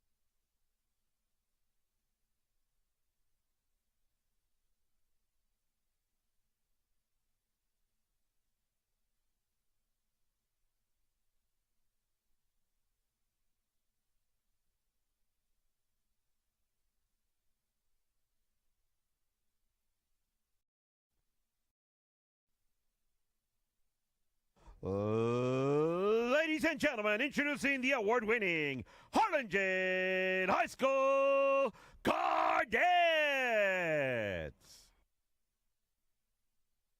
The Cardettes are under the direction of Ms. Carissa Salinas. The Cardettes would like to thank a moment to send their gratitude to the Harlingen CISD School Board, HHS administration and faculty, our families, and our fans. Thank you for your continuous support.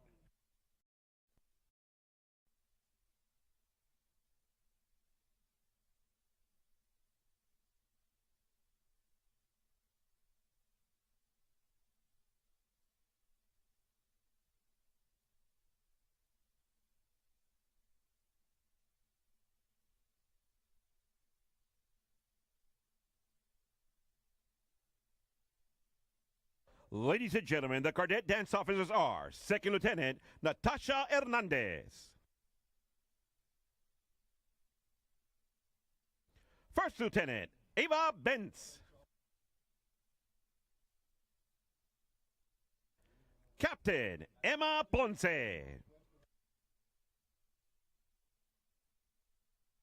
Major Sarah Gamboa, and your 2024-2025 Harlingen Cardette Colonel, Ariana Contreras. Ladies and gentlemen, Cardette of the Week is Alina Hernandez. The Harlingen High School Cardettes will be performing a streamer routine to Staying Alive by the Bee Gees. Now sit back and enjoy as the Cardettes continue to show why they are simply the best. Take it away, Cardettes!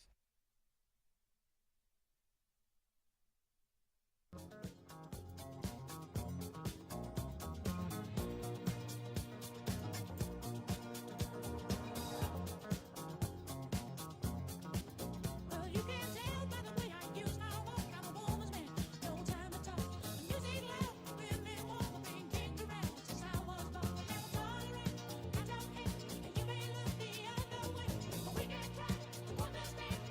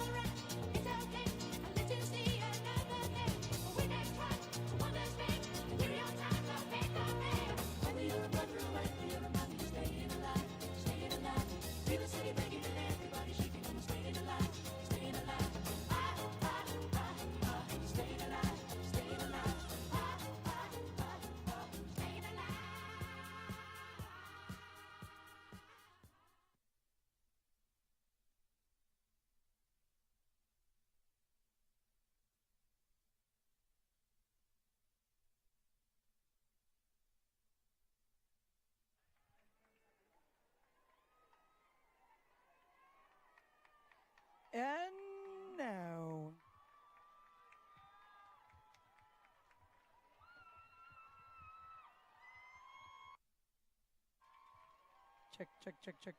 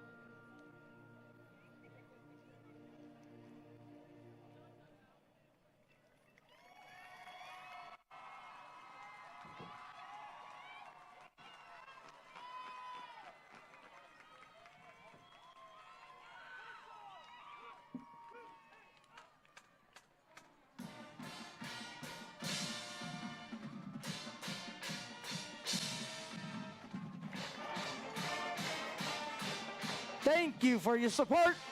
Thank you for your support. Thank you for your support.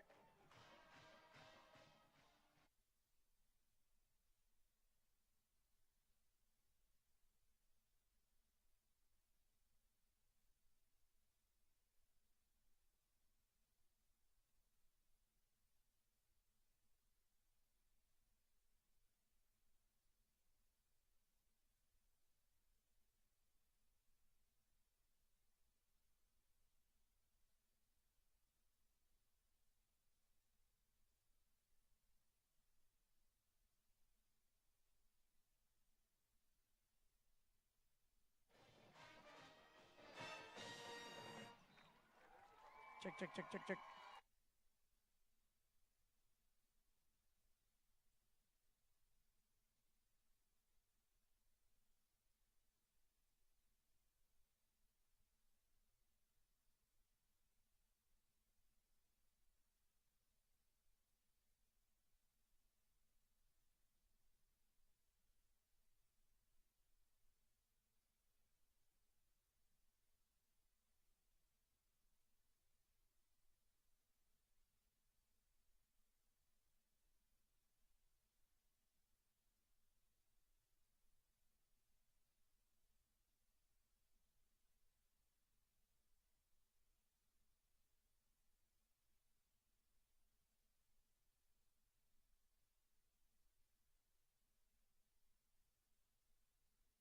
Meet your South Texas Urgent Care Center partners, where they treat you like family. Stop by to receive the urgent care you need without the expense of an ER visit. Now located right next door.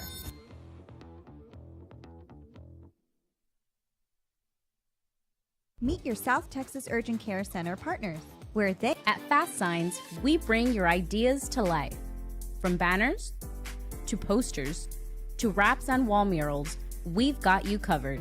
This is a sign you've been waiting for. So let us make your statement.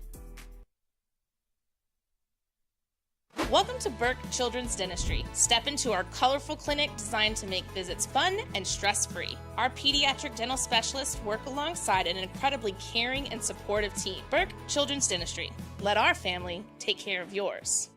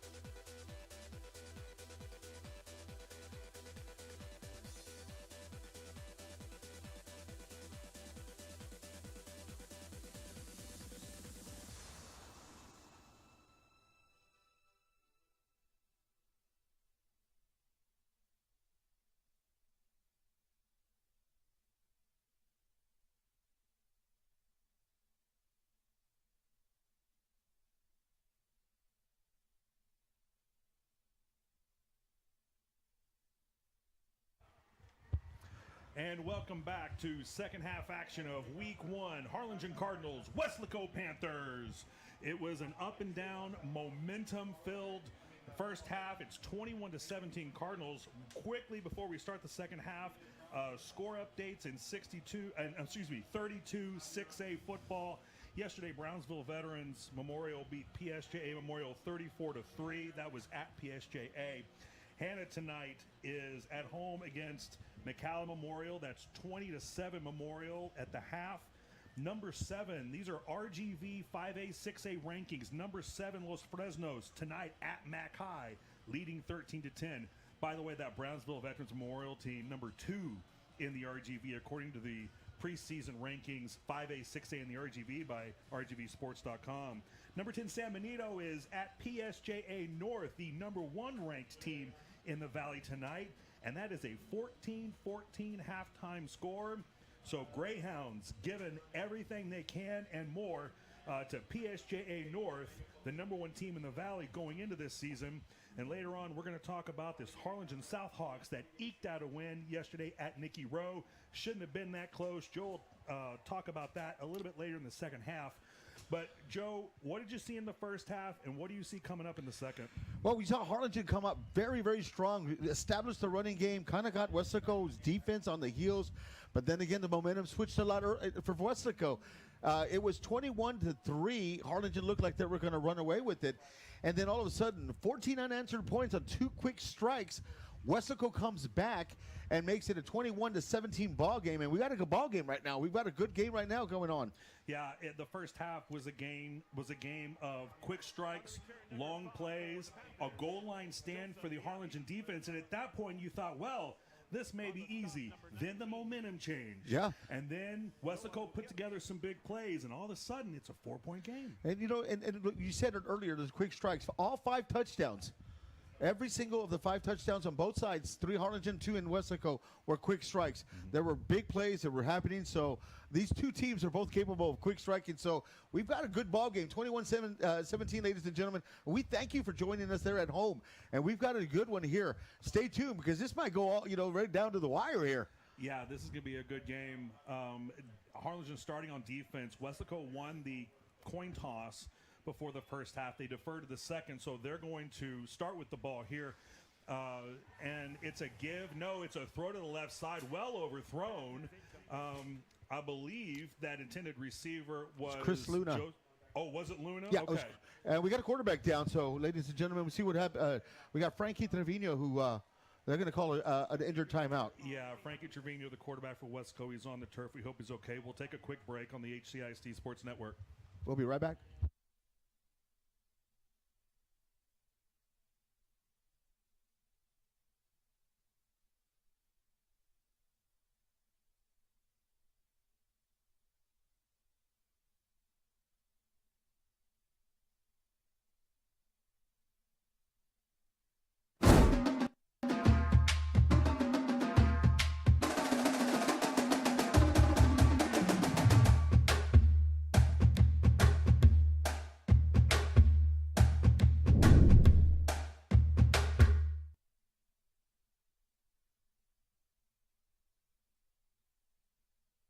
And Frankie Trevino coming off the field under his own power. That's good. Joe, we were talking during the break. It didn't look like he took a big hit. That sometimes those non-contact injuries can portend an injury, but he comes off on his own power. We're thankful for that. That's great. And it is 2nd down and 10, just starting the second half. It's a run up the middle.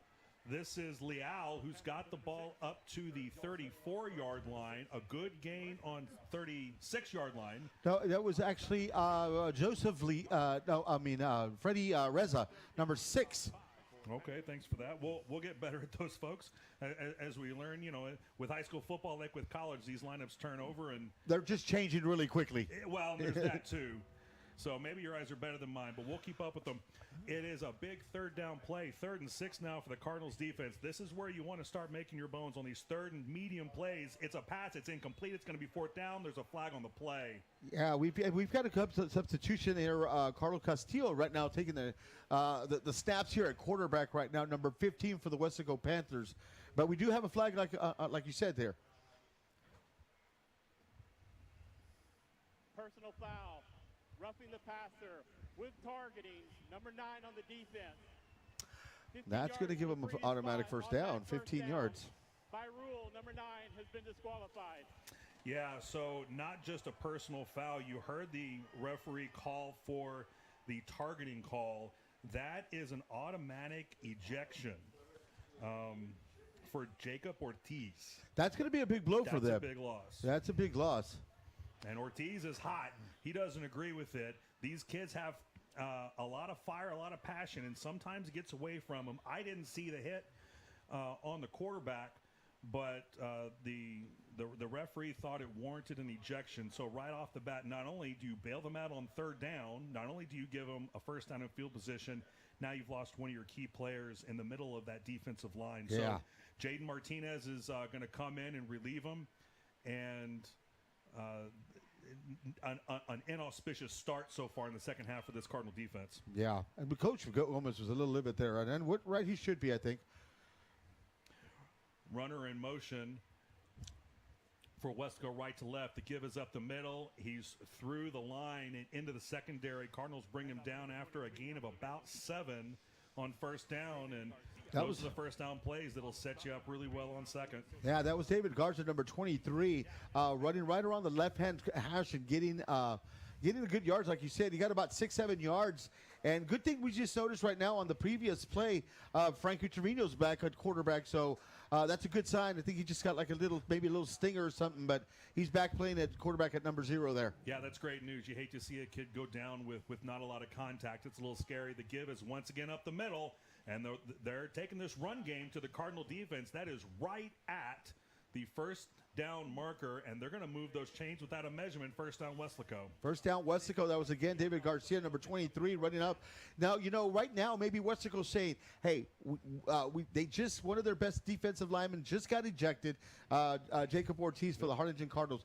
Now maybe it's our opportunity to try to run in between the tackles right there, and it's exactly where he lined up. So maybe they saw something. Maybe that's what they're seeing right now. Well, you take out a guy like Jacob Ortiz, and I think running up the middle is probably the right thing. Here's the first down play from just on the Cardinals side of the football. The snap, the pressure's picked up, but the throw is over the receiver. Yeah, that was a little bit overthrown. He was a little open there. That was number 88, which they don't have. I have Felipe Pruneda. Oh, that was 86 then, right? I think, yeah. 88, I think, on mine. So okay. We're going to figure out these rosters, folks, but the ball was overthrown. If it had not been overthrown, that would have been another first down and maybe more for Weslaco. So Harlingen a little fortunate. They've been a little wonky on this drive so far. You'd like for them to have a little more focus coming out of halftime. But let's see if they can bend and not break like they did in the first quarter with that goal line stand. 2nd and 10, the pass is caught, but it's going to be short. Yeah, that was number 5, Joseph Leviao, and he did a quick curl route, probably about 4 yards at the gain there, maybe 3 to 4 yards, but did a quick little. Well, we got a player down for Weslaco.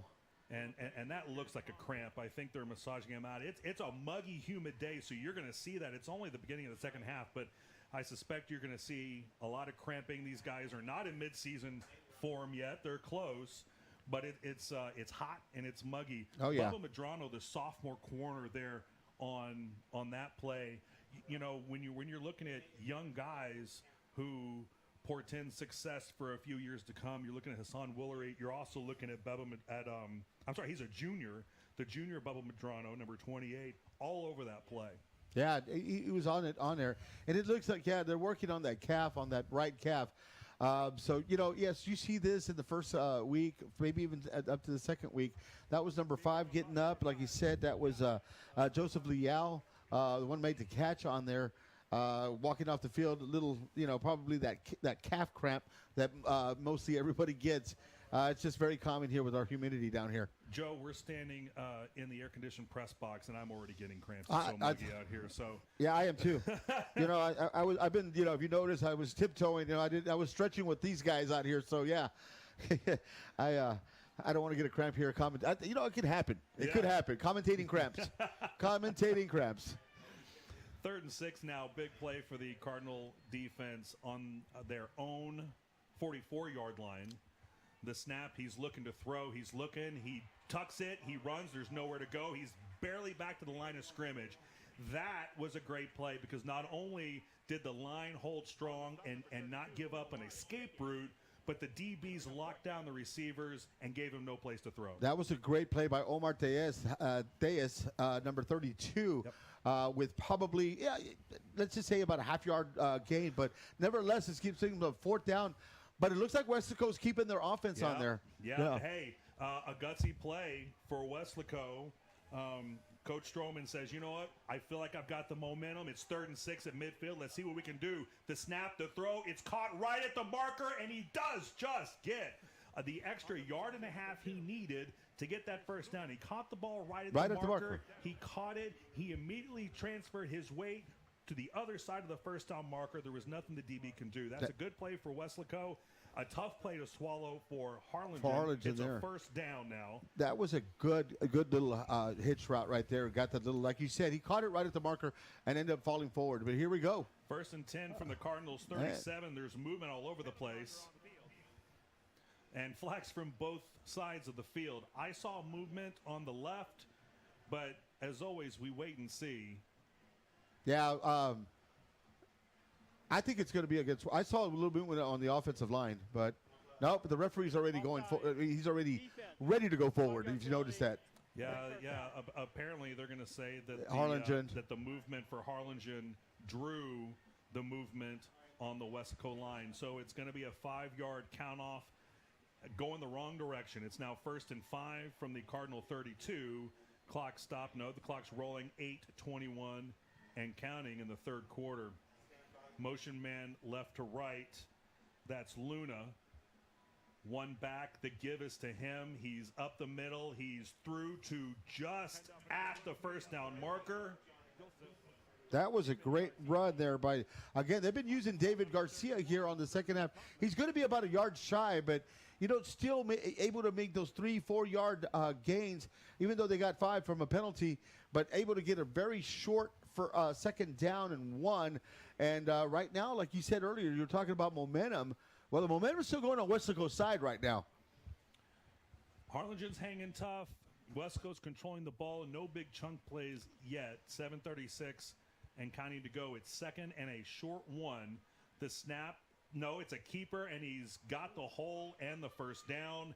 Everybody expected that to go to the halfback. Quarterback kept it and got about 3 on the play. Yeah, that was, again, the quarterback number 0. Frankie Trevino calling his own number, taking a sweep to the right. Looked like it was going to take the handoff to the right. Ended up taking it right down the gut and able to get enough for the first down, lean forward. Now we got a first down at about the 24-yard line. Well, you got to respect David Garcia, their running back. If he's going to get the ball, you need to be all over him. That keeper was well drawn up and got the first down. Under 7 minutes to go now. From the 23 of the Cardinals. He's back to pass. He's looking. He's still looking. He brings it down. He's running. He's inside the 20 and down to the 17-yard line, possibly the 16 with forward momentum. And that's going to set up for a second and manageable now deeper in the Harlingen end. Yeah, and he had it. I mean, he was the intention. Frankie's intention was to throw on that one. Good coverage on that. Not a lot of pressure from the Harlingen front line. Again, the absence of Jacob Ortiz playing already a big part of this game. And that's Castillo with the direct snap. He's up the middle. There's a flag on the play. It's marked for a first down. Usually the back judge right there called the...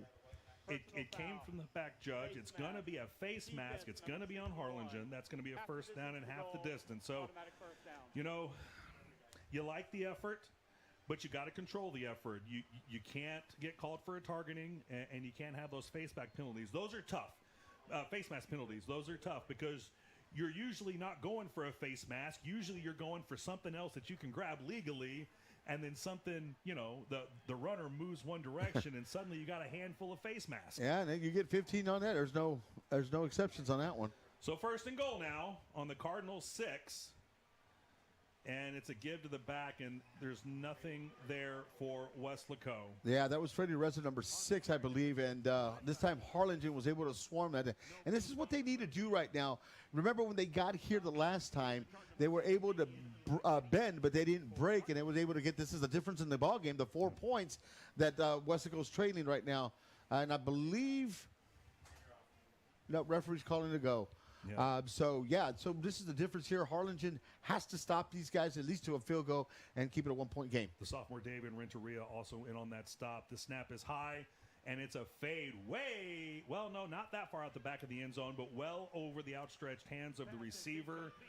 And I think he wanted some kind of contact, but I think in this particular case, I think that it was way overthrown, and I think the referee just said, "Hey, man, we're going to call a no," and that was a good call. And if I'm not mistaken, that was the junior Arturo Torres out there again making a good play, kind of blocking the path of the receiver to that fade pattern. Oh, it was. That's exactly. And to do so without drawing a penalty is a great job. It's 3rd and 9 now So once again, the Cardinals defense being tested deep in their own end. Let's see if they can get another red zone stand, and he's going down! The tackle in the backfield of David Bettis, and I believe that was number 55, Jaden Seacrest, if I'm not mistaken. I think you're right on that one. That's Jaden Seacrest. Quarterback called his own number. That was number 15. A new quarterback that came in again, and that was Carlos Castillo. And it looks like they're going to go for the extra point. I mean, the 3 points. And Harlingen, again, down there, did not break. The 26-yard field goal, it's down, it's up, and it's good.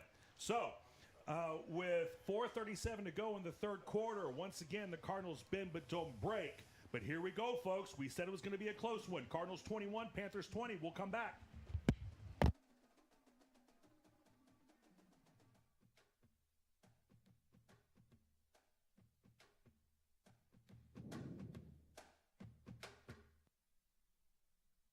Meet your South Texas Urgent Care Center partners, where they treat you like family. Stop by to receive the urgent care you need without the expense of an ER visit. Now located right next door.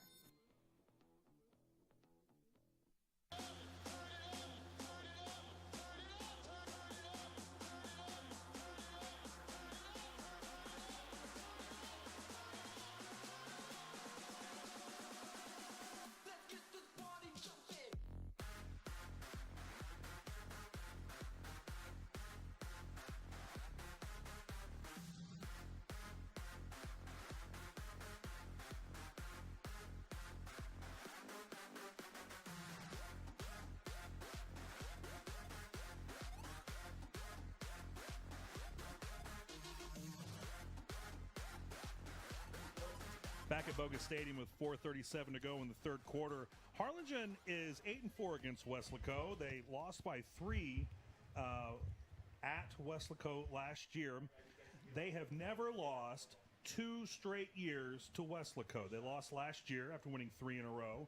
And so if we're going to hold that up, Cardinals are going to have to hold this lead and extend it.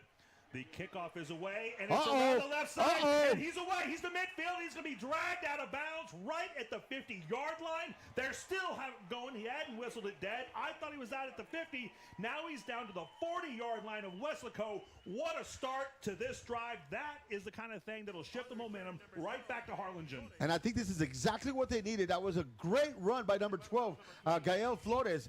Read it, started off from his on his right side, went all the way around to the left side, was able to run, cut a seam, was able to get down there. I had one more guy to beat. That would have been 6. But nevertheless, Harlingen getting the ball at the 41-yard line and getting great field position right now. Harlingen, I think right now, is got to strike. It's got, whether it's a one play, whether it's just a 4, 5, 7, 8 plays, but they've got to get this where defense, establish that run again, and get back on the board here, because Weslaco has taken the momentum away.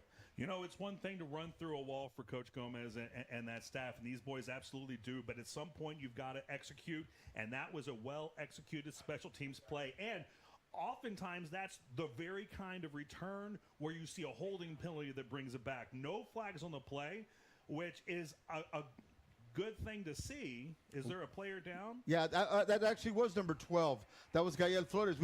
We apologize, folks. Yeah. Normally we don't talk over an injured player, but just now when I saw the Harlingen guys just barely started kneeling, I'm like, okay, there's something going on. Yeah, please accept our apologies. We're going to get better at that. We did not realize, we're so excited about that play and about the momentum shift, and the number one priority is making sure these boys stay safe. So it looks like he is. Was that Flores? Yeah, that was down? Okay. that was Flores, but he looks like he's in maybe, because I didn't see anything, but you never know.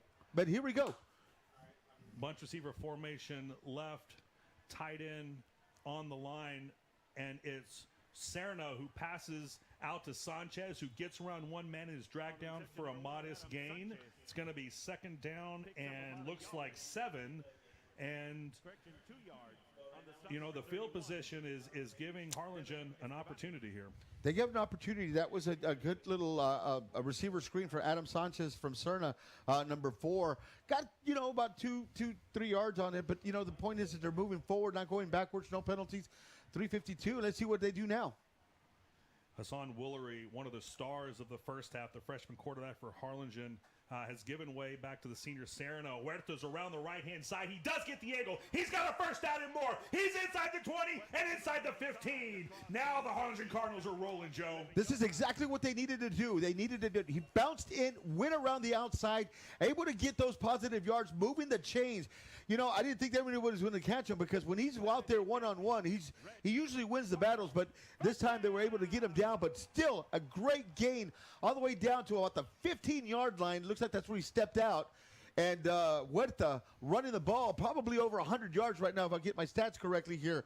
Harlingen knocking on the door there. I would think so. The sophomore, Nathan Gonzalez, the running back, now in the game for Harlingen. It's first down on the Weslaco 14. The snap, the give is to Gonzalez. He's around the right-hand side and through. And I think that was Gonzalez. I think you're right. I think it was Nathan Gonzalez. It was Huerta again. Gonzalez came in the game, but Huerta they're both in. Sam Montejano came off. And instead of a receiver coming in, it was Nathaniel Gonzalez. But Huerta still got the ball, so maybe a little misdirection. Yeah, he was able to get about 6 yards on it and went around that. Almost looked like the same running play because he went in, went out, and right now they're knocking at the door. Serna in a quarterback, Huerta with him. Serna keeps it, and it's an end around. It's Aiden Flores. He's to the 5, inside the 5. Touchdown, Cardinals! What a great play by Aiden Flores. It looked like it was going to be a sweep out in the middle. He did a fake reverse on the outside, ladies and gentlemen, and had one man to beat. That's Aiden Flores. That's actually a junior receiver who actually had a touch. This is the second touchdown of the game, though. So he had a great play. I think that was a great call by the offensive coordinator there and able to get Harlingen. What we just talked about, this is exactly what they needed to do, and they got in this drive and scored. You know, I just got finished saying the word misdirection when I expected Huerta to take that ball around the right-hand side for a touchdown. Turned out it was Aiden Flores around the left-hand side for a touchdown. What a great play and terrific execution, and that's what you're looking for. Not just the passion, not just flying to the ball, but focus and execution. That's what we saw. What a way to come back from the end of the first half. And what a way to come back from what was honestly, Joe, kind of a mistake-laden first defensive drive of this half. But Harlingen marches it down the field. You got some different guys and some different plays in, and Cardinals are looking okay. You know, it's still a one-possession game. It doesn't feel quite the way it did when you're up 21-3, but the lights are going off. It's a party here at Bogus Stadium. Oh, We've yeah. got the momentum, and now it's up to the defense. No, and I think it's right. You said it perfectly, and it is going to be up to the defense. And I think the defense has been playing a good game. Like I said, they've gotten beat by just a couple of strikes, a couple of miscues, and they were able to get 14 points. But I think right now for Harlingen to get this momentum, they got a little bit momentum, but I just don't feel it's a 360 style of momentum. I think right now to get this back, defense to stand 3 and out, and Harlingen for the offense to come and do exactly what they did here is run, and establish that run, because Weslaco, again, looks like they can't stop it at the moment. And Joe, I mentioned the lights in the stadium. A lot of new improvements here at Bogus Oh, Stadium. yeah. You know, we'd love, like I said, we'd love to have you join us on the live stream all season. But we'd love even more for you to come down to Bogus Stadium and support the Hawks and the Cardinals. And, they've got some new lights. It gets to be a party atmosphere here. It's a whole lot of fun, Joe. That's exactly. I think, I couldn't said it better myself. Party atmosphere. You look, you got lights. You got red lights, green lights, orange lights. You got all these kind of lights. And here we go. It's Friday Night Lights. That was almost a big return, a shoestring tackle for number 45 of the Cardinals. Yeah, that was Noah Villagomez, Villagomez. Senior outside linebacker. A junior outside linebacker. The returner for Weslaco had a hole, took it right up the middle, and Villagomez was the only one left to prevent a big return. So that was a great play. It's going to be first down at the 25. It's going to be first down, and I think Harlingen needs to make a stand right here and get that defense pumped up. The fans need to get going. Those of you at home, let's get going too. Yeah, absolutely. And you can do what I was doing last night during the South Hog game, which is get up and yell at the TV. It doesn't do any good, but it's a lot of fun. It's a lot of fun. I do that a lot, especially when the Cowboys are playing. But, hey. It is a lot of fun to watch it. We thank you guys for watching us there at home. here at the YouTube HCISD channel. We enjoy doing this, and we hope we're entertaining you folks at home. We try our best out here to give you guys a good show. First down play is stopped before the snap. It's a 5-yard false start for Weslaco. So now 1st and 15 from the Harlingen 20, and the crowd's getting a little loud, supporting their defense. Yeah, number 54 out there, Anthony De Leon, trying to pump him up. Here we go. The give is up the middle. He's through the line, but not much more. He takes a tumble, and it looked like the ball might have been on the carpet. I don't know. They look like they're fighting for it. I didn't see a... We got an injured player. Looks like a cramp. It looks like a cramp. Yeah. His teammates there are helping him out. Westco player checking on them. They're good sports out there. Yeah, you don't want to see these. These are kids, ladies and gentlemen. You want to see them get up, But we talked about this earlier, and we mentioned it last week in the scrimmage that we're going to see a lot of cramping, at least in the first game, and it's starting to show here in the second half. I've already probably lost a good 5 to 7 pounds of water, out of your system. So got to stay hydrated. But it's fun. It's great, and hopefully nobody's. It looks like I said, it's a cramp. Yeah, it's a cramp, and it was pretty clear at the very beginning. They're going to take a break. We'll take it with them. 28-20 Cardinals on the HCISD Sports Network.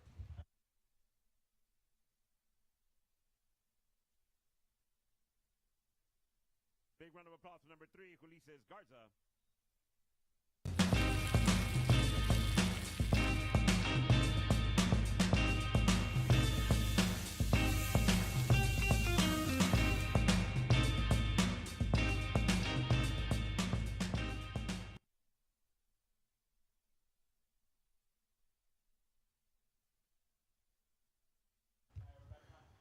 And that was number 3, the senior Ulysses Garza on the mat with a cramp. He's off on the sideline getting that looked at. He's okay. It's muggy. It's humid out there, so this is going to keep happening. It's 2nd and 12 now, under 1:45 in the third from the 23-yard line of Weslaco. The snap, he's looking back to throw. He's got a man. He's got him at the 35, up to the 40, and just inside the 45-yard line for a Weslaco first down. Yeah, that was a good little route. It looked like it was just going to be a 2 or 3 yard gain. Remember, this was a 2nd and 13, and number 5, Joseph Liao with a good yak. We talk about yaks. It's yards after the catch, and he was able to get a first down on it, and they're right now at the 41-yard line of their own 41. Yeah, Joseph Liao has been busy, even when we get his name wrong. But his name has been called out quite a few times. He's one of the leaders there on that offense. Trevino's back to throw. He's still looking. They're flushing him out. He's out around the left-hand side. He's going to tuck it and run. He's going to have the first down. It looks like it's streaming close. They are marking him 2 yards short. He had a lot of time. Harlingen's front four has got to do a little bit better to get some pressure on him because he had all the time in the world. All the other guys are falling back except for it was number 31, and we're going to call his name a lot out here. That was Sterling Tomlin that chased him out and able to get it looked like it's going to be 2 yards shy of the first down. But nevertheless, though, the front four of Harlingen is not putting enough pressure on him. He had all the time in the world in that one. Well, you're right about that, but you're also right about Sterling Tomlin. I thought he had a clear path to that marker, and the speed of Tomlin, who Coach Gomez tells me ran a 4.65 40 at the UTRGV camp a few weeks ago. That wow. was blazing fast for a linebacker. That run up the middle for Westco is going to give them another first down. So here we go again. Not so much with the mistakes on the defensive side for the Cardinals, but Weslaco methodically moving the ball bit by bit down into Harlingen's end. It's still, a one-possession game. Under 1 minute to go in the third quarter. So yeah, this is touch and go here, drive by drive. Not much of a clear momentum advantage at the moment. You're waiting for that to change. First down now from the Harlingen 41, under a minute to go in the third. Trevino's got it. He fakes the give to Garcia. He keeps it up the left-hand side, and the defense is all over it. I'm pretty sure Sterling Tomlin was in there. It looked like it was I'd like to say it was number 11 that made the stop. That was Matic Hernandez, if I get the number correctly. It's hard to see from up here, folks. We're having the numbers out there, but nevertheless, it made him get a yard on a quarterback keeper. That was number 15 getting the ball there, and he's been coming in and out. That was number 15 for the that's Carlo Castillo coming in at quarterback. Running comes some kind of wildcat on there, but good stuff on Harlingen's defense right now. Yeah, Jaden Seacrest, the junior end for Harlingen, also went on that play. The second down play, he's going long, and it's overthrown. There was a little bit of contact, but not enough to draw a flag. And again, I think that was uncatchable, a little closer than the other one, but a good play for Harlingen. That was Joseph, yeah, but you see the breakaway speed on that one, though. It looked like when he noticed that it was going to be a little overthrown. Okay. And it looks like when it was overthrown, it looks like, and he just turned on the Jets here, and that's going to make it a 3rd and 9.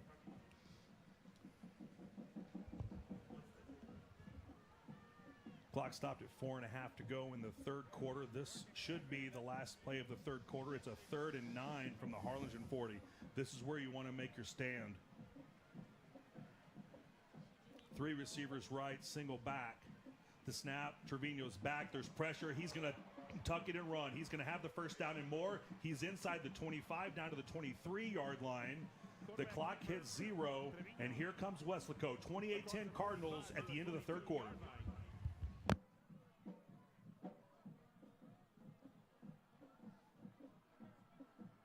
The end of the third quarter play.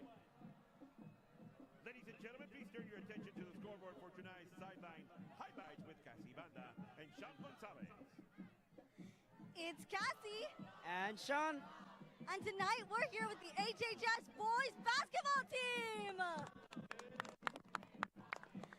You were the defending district champs. And last year you set a record of 22 consecutive wins. Tell me, what are your sights set on for this year? We just want to work and play our very best as a team. We want to win district, and we just want to make a deep run in the playoffs. What does teamwork mean for your success? Just brotherhood, man. It's bigger than basketball sometimes. Just being able to have each other's back on and off the court, that's where true teamwork starts. Well, that's awesome, guys. We wish you guys the best of luck this season.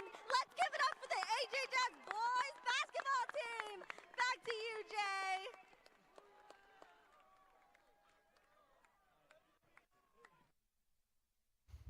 All right, here we go back at Bogus Stadium in Harlingen, Texas. It is week 1, Cardinals versus Weslaco Panthers.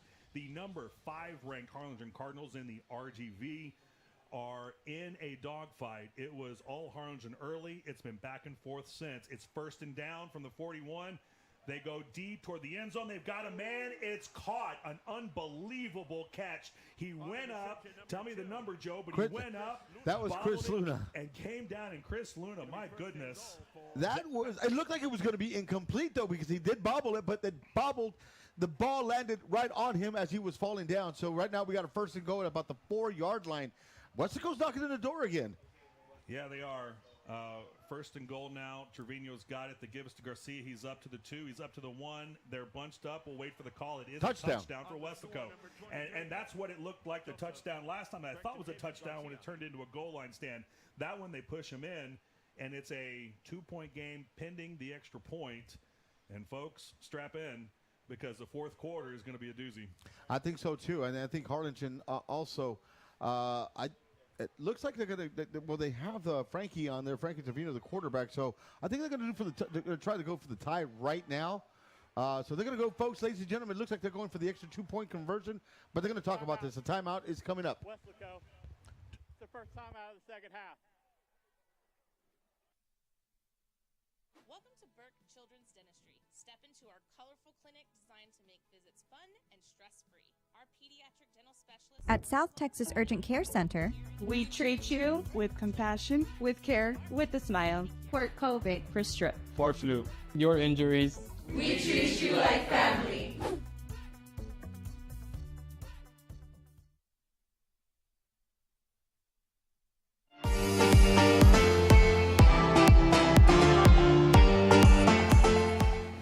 Gal Flores, senior, number 12.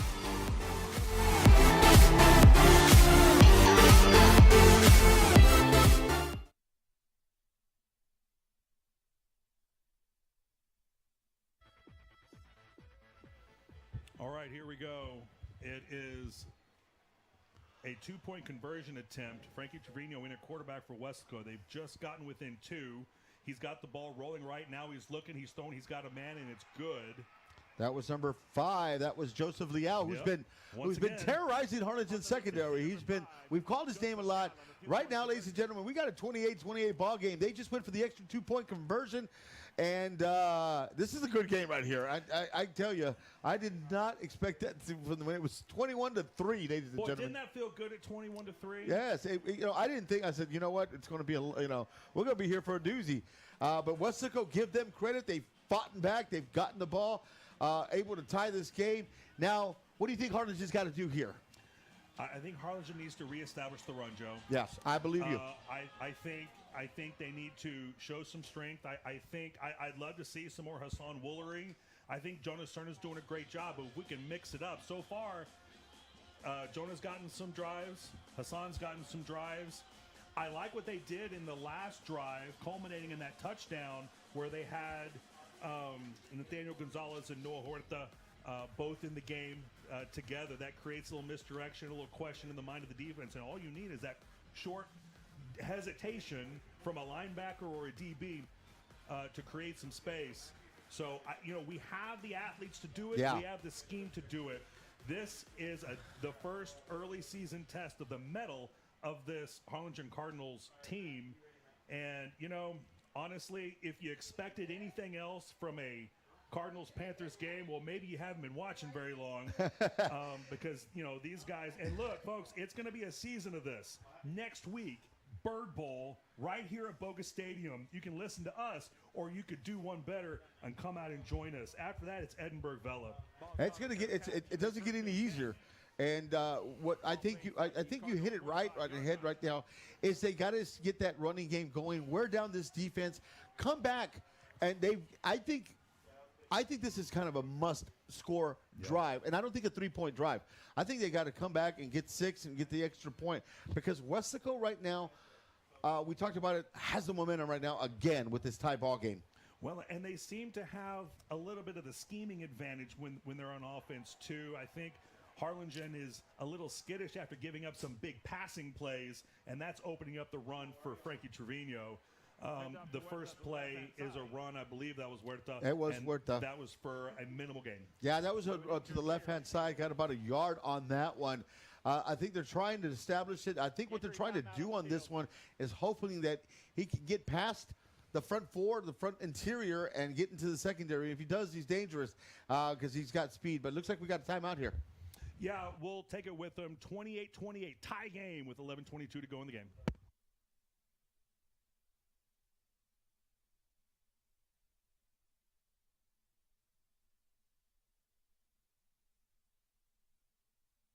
At Texas Southmost College, students are paying an average of $1,754 in tuition and fees per semester, as opposed to $4,929 at a local university. Register now at Texas Southmost College.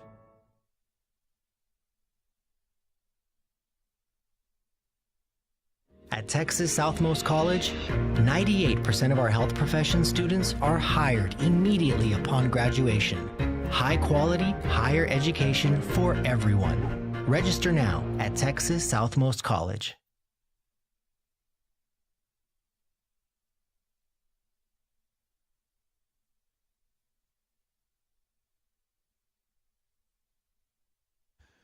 Well, if you're just joining us, you're in for a treat. It's been a back-and-forth game. It was all Cardinals in the first quarter and a half, and since then, it's been a game of runs and momentum and defense and big plays. With 11:21 to go in the fourth quarter, it is Harlingen 28, Panthers 28.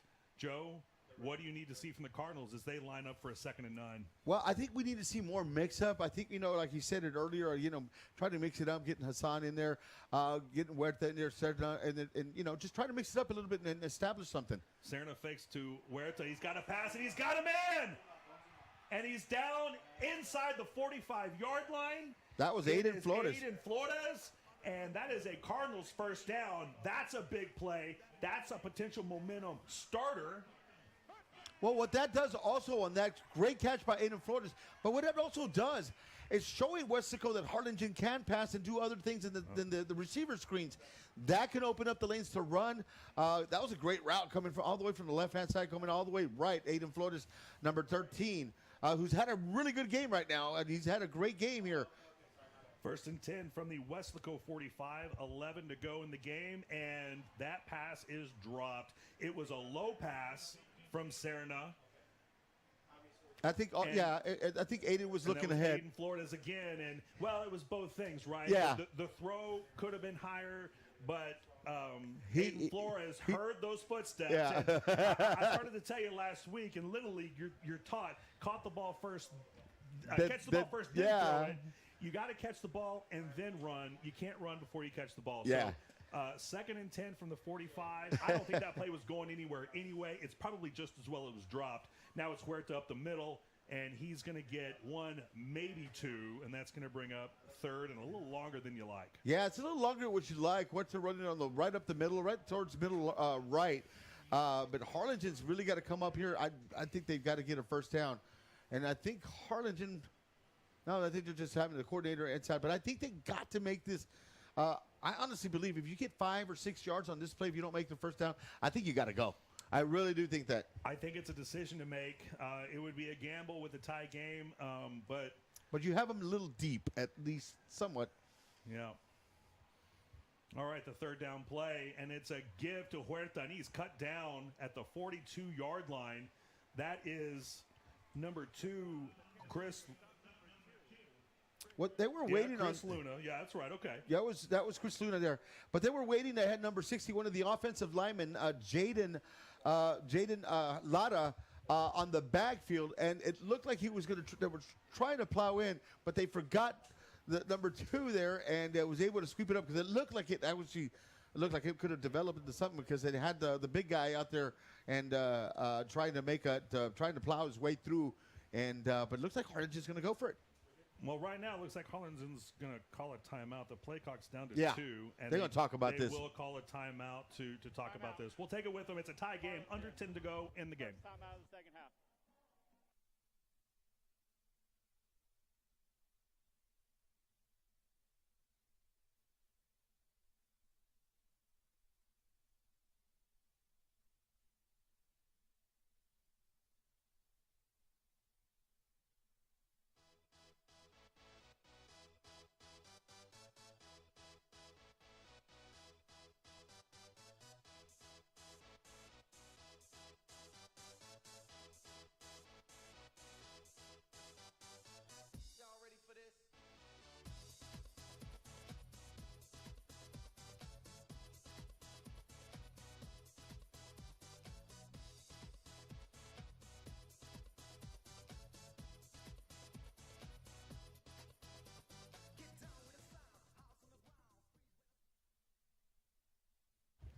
All right, 4th and 6 now for Harlingen. It does look like they're going for it. They're on the Weslaco 41 with 9:34 to go in a tie ball game. Hassan Woolery is Serna, and he keeps it. He's rolling left. He's looking. He fires. He's got a man caught, and it's a first down to the 25-yard line for Harlingen. Yeah, that looked like that was number 2. Samuel Montejano getting. I'm going to call him sportsman on conduct on that one. I was looking down at my roster, Joe. Let's wait for him to sort this out. It was a great throw by Jonas Serna, right on the money. It was. For Sam Montejano. And if it is what I think it is, it's going to be on sportsmanlike conduct. It will be a first down. Delay game. Oh, it's a delay. Okay, oh, yeah. well, that's a break. Yeah. But it's going to be a first down minus 5 yards. So that's a lot better than an unsportsmanlike. It looked like a little bit of extracurricular. Yeah, he threw the ball. In the delay. Yeah. I don't know about that. It was an exciting play. It was a first down. That's a play you see all the time. And, maybe don't drop the ball so it bounces away from the ref, but that'll cost him 5 yards. It will be 1st and 15, looks like. He had gotten it was a dead ball foul. So you got the first down. You're going to mark off 5 yards. They're down to the 30. It was a great play, though. I thought, they corrected it. I was like, no, it should be just 5 yards back from wherever he got it and make it 1st and 10. And that's exactly what they did. Yeah, because like you said, it was a dead ball foul. Should not be backwards. It should it goes backwards, but still it should be 1st and 10. Yeah, they fixed it now. Okay. you got two wide receivers right, one left. Serna takes the ball. They give us to Huerta. He's around the left side through the line and just a couple yards after that. So we're going to be 2nd down and 8, under 9 minutes to go. The ball on the Panthers 30. So, I don't really mind taking our time and running some clock off. We're down to D a little bit here. It's a little late to be just draining the clock. Wesco's going to get the ball back, but regardless, if you can shorten the game a little bit, as long as you finish this drive with a touchdown. And they've got to come up, and I don't think, and I really do believe the 3 points, they got to score a touchdown, because Weslaco right now, his offense is clicking in all cylinders right now. Huerta in the backfield with Serna on 2nd and 8. Serna back to throw. He's got a man, and that's knocked away by Joseph Leal. And that was good coverage. He's just torching us on both sides of the ball. Adam Sanchez, the senior receiver, the intended target for Serna. Yeah, and Leal's playing, offense. He's playing defense. Had great coverage on that one. Serna had a little open lane. I thought he was going to take it because he saw the one-on-one coverage, but he was covered pretty well. He had the left lane a little bit ready to go. I thought he was going to get it, maybe get about 4 or 5 yards. But nevertheless, though, we've got 3rd down and 8 to go. Harlingen right now is moving the ball and needing to score here. 8:13 left to play in the 4th quarter, and it looks like we got to get a timeout. It looks like Harlingen's taking a timeout. And I guess we'll be right back here, ladies and gentlemen. Stay tuned. We'll be right back.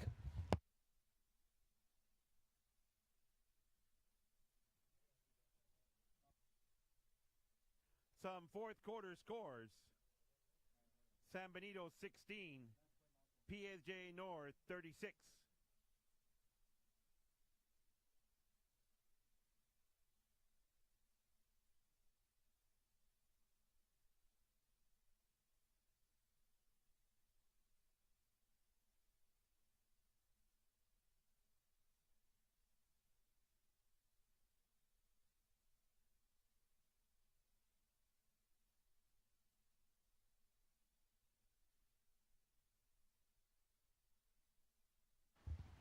This is a huge play for the Cardinals offense. It's 3rd and 8 on the Weslaco 28 with a tie game. Cardinals with only 1 timeout left, Weslaco with 2. And you've got to get points out of this drive. You're not quite in field goal range. It is 3rd and 8 again, 8:13 to go in the 4th quarter. You've got to get points out of this drive, Joe. Absolutely. I think this is going to be 2-down territory. I think if you don't get the first down, you're going to have to go for it again. I wasn't necessarily with you last time. I am now. Serna has a pass. It's complete. He's got a man around the right side. Did he stay at bounce? 5. Touchdown! Harlingen Cardinals take the lead again. Now we're in business, Joe. Aiden Flores, number 13, with the touchdown, ladies and gentlemen. He's had a heck of a game right now. It didn't look like it was going to be much on it. I thought it looked like a 5-6 yard gain. He turned on the Jets on the right-hand side and able to score a touchdown and get Harlingen a desperately needed touchdown, in my opinion, ladies and gentlemen. Get it down to 34-28. We've got a game, but plenty of time. 8:04 left to play in the 4th quarter. But Harlingen got it. It looked like it was going to be a modest game. I thought he was going to be out of bounds around the 15, but then he turned the corner and turned on the Jets. And the extra point is good. It's 35-28. That was the play we needed. But, Joe, it's still a one-possession game. There's a ton of time left. And Harlingen has to make a defensive stand here. And anybody's watching him, I know his dad very well, Art Flores. I can see him on the left. I know he's here at the game, but if any of his family from Aiden Flores, you should be proud of everybody right now because he's having a heck of a game. The whole offense is playing well. They're clicking on all cylinders, but you're absolutely right. There's still plenty of time. And I do think that Harlingen has got to make a defensive stand. But one of their leaders, Jacob Ortiz, number 9, got ejected earlier. And you may think, well, it's just one player. But this is a quality, high-caliber player that they lost, and it's making a big difference. I think Sterling's got to come back here, and Tomlin, I should say, number 31, and take stride, get the leader, and be that leader on defense, and make some big plays because he's ranked top 5, top 10 in the Valley. Number 6 in the Valley. Number 6 in the Valley. So he's got to earn that right now. Come and make a big play, Sterling. You got to make that big play and put a stop. We've been talking about Noah Huerta all day, and rightly so. He's ranked number 23 in the Valley. So we got 2 top 23 players on this squad. Honestly, I think we have more. But I think Aiden Flores might be in there now. Flores should be on there. I think Hassan Woolery should be on there. Jonas Serna has done a great job. Woolery's kind of gotten the big plays with his legs, but Serna has really done great in this second half, marching the Cardinals down the field, keeping this together. I believe it. You're right. I think whoever made that list is going to have to revisit this list again because right now, number 13, junior receiver Aiden Flores. Doing a heck of a job, ladies and gentlemen. I believe it's his third touchdown, if I'm not mistaken. If I'm wrong, let me know, please. There's a fumble. I believe that's right, Joe. The ball's on the carpet. Weslaco picks it up, but they're going to go nowhere. They're going to get the ball inside the 18-yard line, and boy, we'll take that, won't we? I think that's exactly what they needed. It might not have been a recovery by the defense, but it still pumps you up, getting you going. Defense has got to feed on that fumble and get a 3 and out and try to put this game away. Yeah, absolutely, Joe. So there's under 8 minutes to go now. It's a 7-point lead for Harlingen. Weslaco's got the ball in. This is about the worst field position Weslaco's had to start a drive tonight. Yeah, I believe you're right, and it is. They've usually got good field position. So Harlingen's defense got to capitalize on this. Score update, if you're interested, San Benito down 36-16 to PSJA North. That was a 14-14 tie at the half. We've talked about the fact that Harlingen is ranked number 5 in the 6A, 5A combined RGV rankings per RGVsports.com. The number 1 team is PSJA North. And, San Benito was hanging with them. San Benito ranked number 10, but PSJA has come out ahead, and it looks like they are handling their business in San Benito tonight. Yeah, it looked very interested at the beginning, like you said. All right. So 2nd down and 8 now for Weslaco. Trevino back. He's looking long. He's got a man, but he's overthrown. He was bracketed. Even if he had caught that would have been a big play to midfield, but not much more. That was number 2, Chris Luna. I think it was just a little bit overthrown by the quarterback Trevino on there, but nevertheless, this is going to be a 3rd and long. And this is exactly what Harlingen's defense needs to get a little confidence going. If you're at home, you get pumped up, and the fans are starting to get a little riled up here. So this is it right for Harlingen. This is going to be a big play here. This is for Weslaco, should I say. If you're home watching the live stream, it's time to get up and yell at the TV. Send your vibes through the TV. We can hear them. We can feel them. I know the Cardinals fans here are getting pumped. This is the biggest play of the game on defense. 3rd and 8. On the Weslaco 20, they're going to take a timeout and talk about it. We're going to take it with them. Cardinals up 7 with 7:13 to go.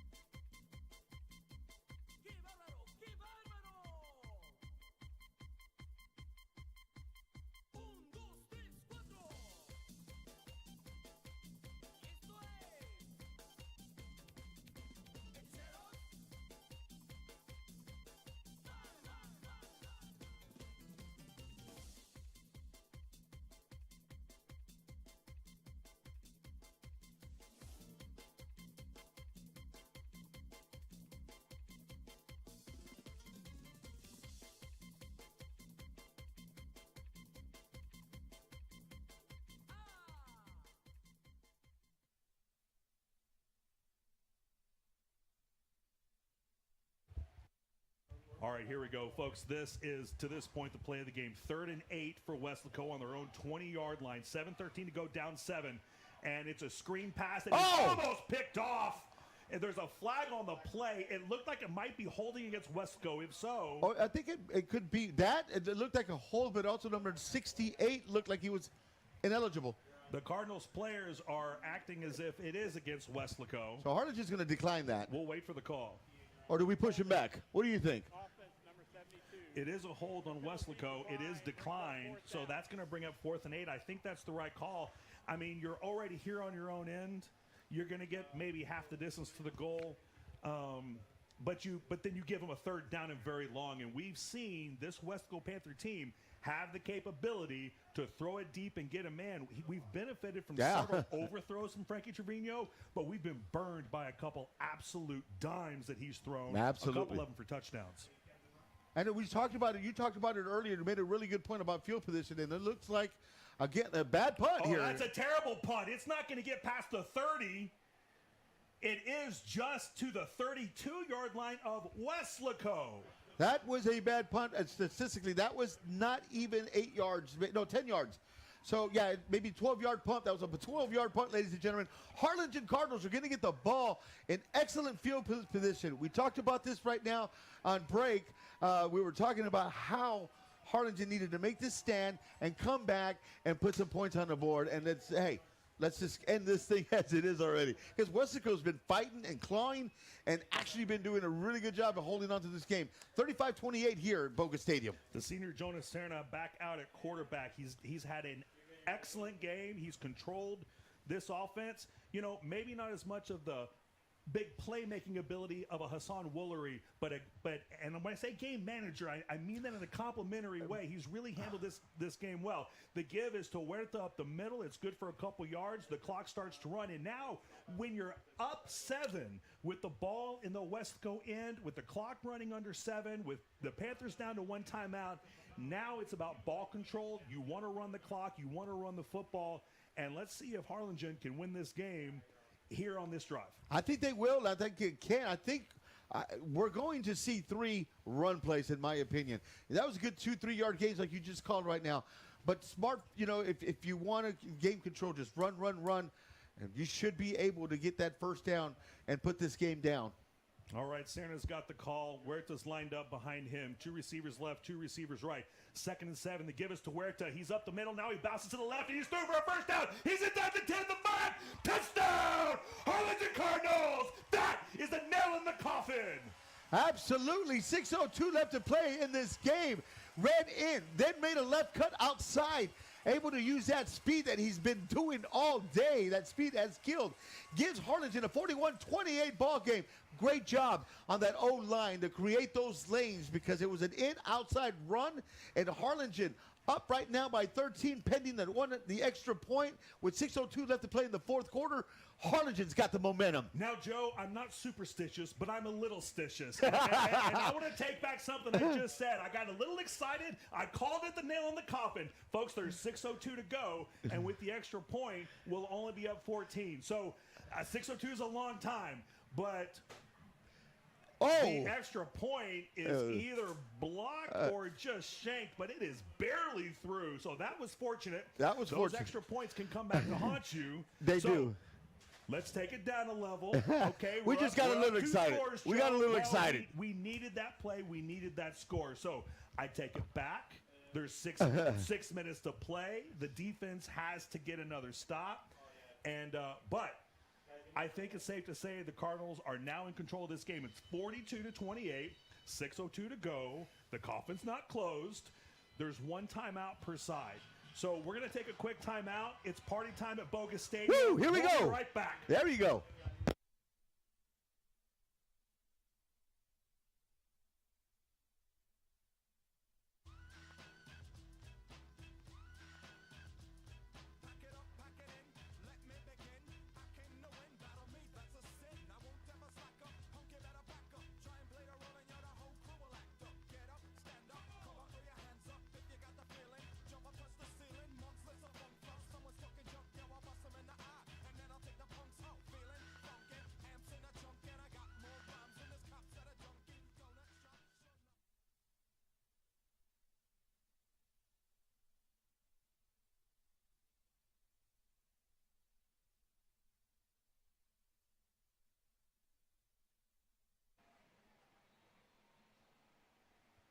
All right, back at Boca Stadium, 6:02 to go in the 4th quarter, and it is Cardinals 42, Panthers 28. And despite my excitations before the break at the touchdown, this game is not over yet.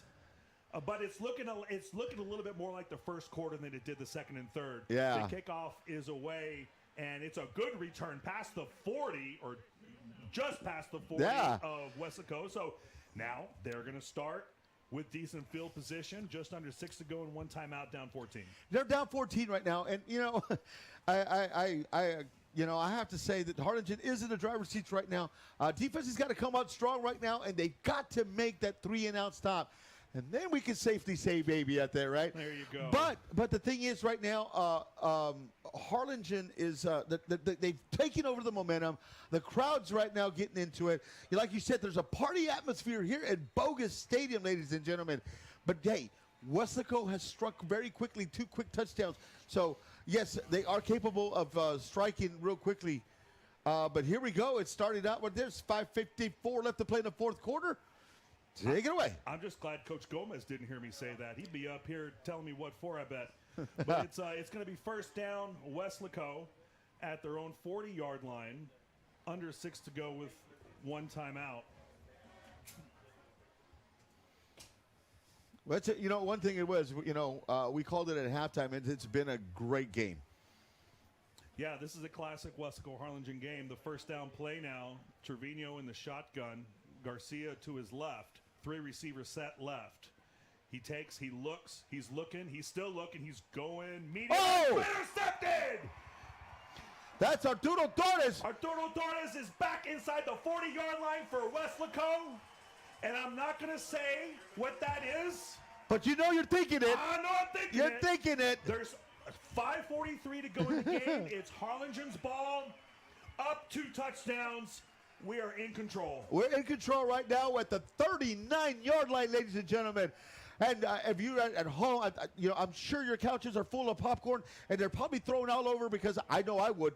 I know if I was home watching this game, I'd be throwing popcorn, yelling at the TV, doing everything we possibly can. But we got a great game. 5:43 left to play in the fourth quarter. We thank you guys so much for joining us here at the HCISD Network. But folks, Harlingen. if you're watching this live stream, you're still sitting down. What are you doing? All right, Hassan Woolery, the freshman, back in. He's going to keep it. He's around the right side, and he's going to be dragged down after a 4-yard gain. It looked like there might have been a face mask, but I think it was just right up near the collar. In any case, it's a good gain on first down. The clock rolls under 5.5. Yeah, Harlingen's going to have to take control of this clock. But if you can put those points on the board, and even if you get 3, I think, you're going to have to say it. Then you're going to have to say it. Yeah, well, we'll see. We'll see what the clock is. See, now I'm skittish about it, Joe. Now I'm waiting for the clock to be 0. But Hassan Woolery hadn't seen as much action after some big plays in the first half, but he's back in there now. Huerta to his left, 2 receivers left, 2 right, 2nd and 7, under 5 to go. Woolery keeps it. He's up the middle. He's still moving his feet, and he's very close to the first down marker. He's going to be about a long yard short. Say that 5 times fast. Yeah, I couldn't even say it once. Under 5 minutes. No, he did a great job there getting about the 3rd and manageable 1.5, like you said. The long yard. But Woolery, Hassan Woolery's, remember, ladies and gentlemen, if you're just joining us, he's a freshman. He's a freshman. He's probably like 14 years old, and I'm not saying that in a disrespectful way, but he's a young kid right now. And only the 3rd or 4th freshman Coach Gomez has ever had on a varsity team. Yeah. Hassan fakes the there he to goes. Huerta. He's got it. He's got a first down. He's still up and loses his feet just inside the 20. There's a flag on the play that looks like offensive holding.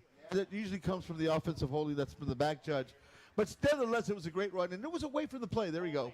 You're absolutely right. Holding. So that's going to come back and stop the clock with 4:13 to go. It's going to be 3rd down and long now. So let's see how. There was a spot foul. No, it's not. Well, it'll be 10 yards from the spot, I think. But Hassan Woolery is going to have a chance to, get the opportunity to have the ball move back on him, get a 3rd. It's going to be 12, and let's see what he can do with the opportunity to put the nail in the coffin. I said the opportunity. I said the opportunity, Joe. I heard it. I heard it. All right. But, nevertheless, though, it's still taking away time from the clock. Regardless of what happens here, I think Harlingen is just going to run the ball, play it safe, and gets killed at least 30 more seconds on there. Yeah, here we go, 3rd and 12. Woolery's got it. He's going to follow Huerta. He's going to get through the hole. He's got a hole. Going to get inside the 30, still up, and he's brought down at the 32-yard line. That's first down. The 27-yard line. Thank you, Joe. That is a first down. And that's a great play, great blocking. He followed Huerta through the line and then made the rest of the play himself. I want you to say it. I want you to say it. I'm too scared now. Well, it's 3:33. There's still a lot of time left. There's still a lot of time, but Harlingen in control. We got a fresh set of downs right now. Weslaco's can only stop the ball one time. So 3:23 left to play, and Hassan is just right now telling the team, "Hey, ride my back. I'm going to take you to the promised land," and he's doing it right now. And that's a freshman, folks, doing that. The only freshman on the squad. 3:13 to go. Woolery keeps it. He's looking for a hole. He's around the right side, and he doesn't look like he's running very fast. But when he gets in the open field, he's lightning fast like a gazelle. And in these plays, just like the one that he ran before this play for the first down, he's so good at waiting for his blocks, waiting for a play to develop. What you're seeing there, particularly on the last two plays, is the freshman Hassan Woolery seeing the defense, picking his spots, and acting like a upperclassman. And right now, as he left the game, I saw Coach Gomez telling him, I don't know exactly what he said, but I'm pretty sure he said, "Don't step out of bounds, kid." And he took him out, and he just took him out and says, "Hey, don't be, we got to burn this clock." You gave him a timeout. But nevertheless, he's done a great job, ladies and gentlemen. He's done a great job. Serna back in the game to give us to Huerta, who's around the right side, and he is upended at the 22-yard line. Another flag. And there is a flag in the defensive backfield. Let's see what it's going to be. I think it's going to be another hold. It came from the defensive back judge. And here's the call. Holding. Offense. Yep, coming back again. Yeah. And those are the kind of you got to correct. And this is, I'm sure, Coach Gomez will be on film tomorrow telling whoever was guilty, the guilty party, going, "Hey, this is where we need to win. This is where we need it down in the trenches. We cannot make the mistakes. We cannot hold, and we got to put this game away." All right, 3rd and 15 to go. Under 3 minutes to play now, and running the ball on the Wesco 33-yard line. Serna's got it. It's a keeper. He goes up the middle. Now he's bouncing outside. There's nothing doing. He's down at the 32-yard line for a 1-yard gain. It's going to be 3rd and long, but critically, the clock continues to move under 2:40 now. Yeah, I think Coach Gomez is instructed to tell him, "Hey, you're going to run. There's nothing there. Just fall down. Just as long as you don't fall down out of bounds, let's kill this clock because there's 2:29 left to play. 24 still on the play clock. So they're going to try to, if you're at home, they're going to try to call the play right around 2 to 3 seconds to avoid a penalty, and then do that again at 4th down, because unless a big play happens, we're looking like we're going to have a 4th down play. And I think Harlingen would just go for it just to burn that time. Jonas Serna back in at quarterback, Huerta to his right, and Nathaniel Gonzalez lined up left. It's the give to Gonzalez. He's around the right-hand side. He's pulled back and dragged down. Not much gain, but he's in bounds. He did what he understood the assignment. He got down, and the clock is rolling under 2 minutes. Wesco with only one timeout to go, 4th and 11. 4th and 11, and exactly what you said. He went around the outside and saw that they was going to, maybe try to get pushed out, so he'd go ahead and just kind of take a slide down there and able to get that time to keep going there. Yeah, that's right. So 1:31 and counting to go now. Wesco's not taking that time out. Of course, they're down 2 touchdowns, so they need more than just the ball back. They need the ball back and to get it again. So with 3 on the play clock, Hassan Woolery back in the game, and they're going to take their last timeout in lieu of a delay of game. We're going to take it with them. Cardinals by 14, 1:18 to go. Timeout of the second half.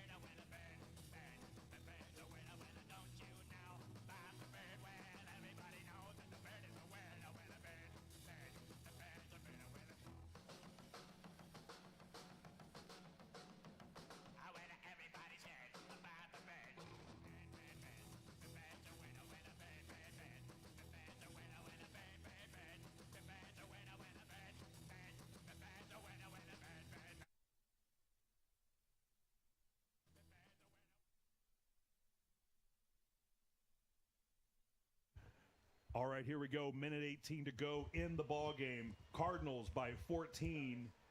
And the ball, 4th and 11. It's Woolery. He's back. Now he tucks it and runs right up the middle. And he's going to get to a first down and go down to the turf. Oh, that's a first down. And Joe, I'm going to say it. You say it. You ready? Yeah, I'm ready. That was the nail in the coffin. That Joe. was the nail in the coffin. I'll agree with you on that. Let's say it right now. Harlan's just going to take a knee from here on out. There's nothing Weslaco can do. Right now, 59 seconds left to play. What a run. But, ladies and gentlemen, my freshman, Hassan Woolery, you said it just, the third freshman to ever play? Third or fourth in the almost 2 decades of leadership under Manny Gomez. That really says something about this kid, and you can see it on the field. I can see it on the field. I didn't expect to see him today that much. But he's learning and getting better every week. The clock is running. Weslaco's not going to call a timeout. Serna just kneeled on the ball. And we got a penalty from the line judge. Usually that means offsides or false start, and it's a false start. It's merely delaying the inevitable, folks. Yeah. Cardinals 42, Panthers 28. It is off. It is I think he said offsides. It's a false start. In any case, it's 5 yards against the Cardinals. But the important number on the scoreboard right now is 30.7. That's the amount of time that's left. And you can expect this to be the last play of the ball game. This is going to be the last play, and it's going to be a kneel down by Serna. There's the old victory formation, so to speak, there. And that's going to do it, ladies and gentlemen. There it is, folks. Final score as the clock winds down. Harlingen Cardinals 42, Weslaco Panthers 28. It was a game of momentum. It was a game of momentum swings. It was a game of defense. It was a game of lightning strikes on offense. It was a game where you saw Sterling Tomlin show you why he's the number 6 ranked player in the RGV. It was a game that showed you why guys like Gael Flores and Sam Montillano and Adam Sanchez and Aiden Flores and Jude Ortiz and Saul Cerda and Omar Tellez and David Renteria and so many more that had big games. Folks, I'm going to say the player of the game is the freshman Hassan Woolery. What a debut, and what an exciting show of what we can expect to see from him for the next 4 years. Well, I didn't expect to see him play much. I know when I talked to the offensive coordinator, he said we were going to – his words exactly were we're going to put him here and there. Well, it looks like they put him a lot more than here and there, and actually did a really good job. Got a touchdown, made some key plays down the stretch, get a first down. But, ladies and gentlemen, it's been a pleasure having you guys hear us, and we hope we entertained you. And we thank you so much for watching YouTube and HCISD. We've got it, and, take it away. Yeah, folks, next week it's Bird Bowl. It's the biggest game of the year, at least as far as, you got the Arroyo, and that's got its history, but Bird Bowl 32 is right here at Bogus Stadium, 7 o'clock next week. The Harlingen Cardinals have still never lost 2 in a row to the Weslaco Panthers. Yeah.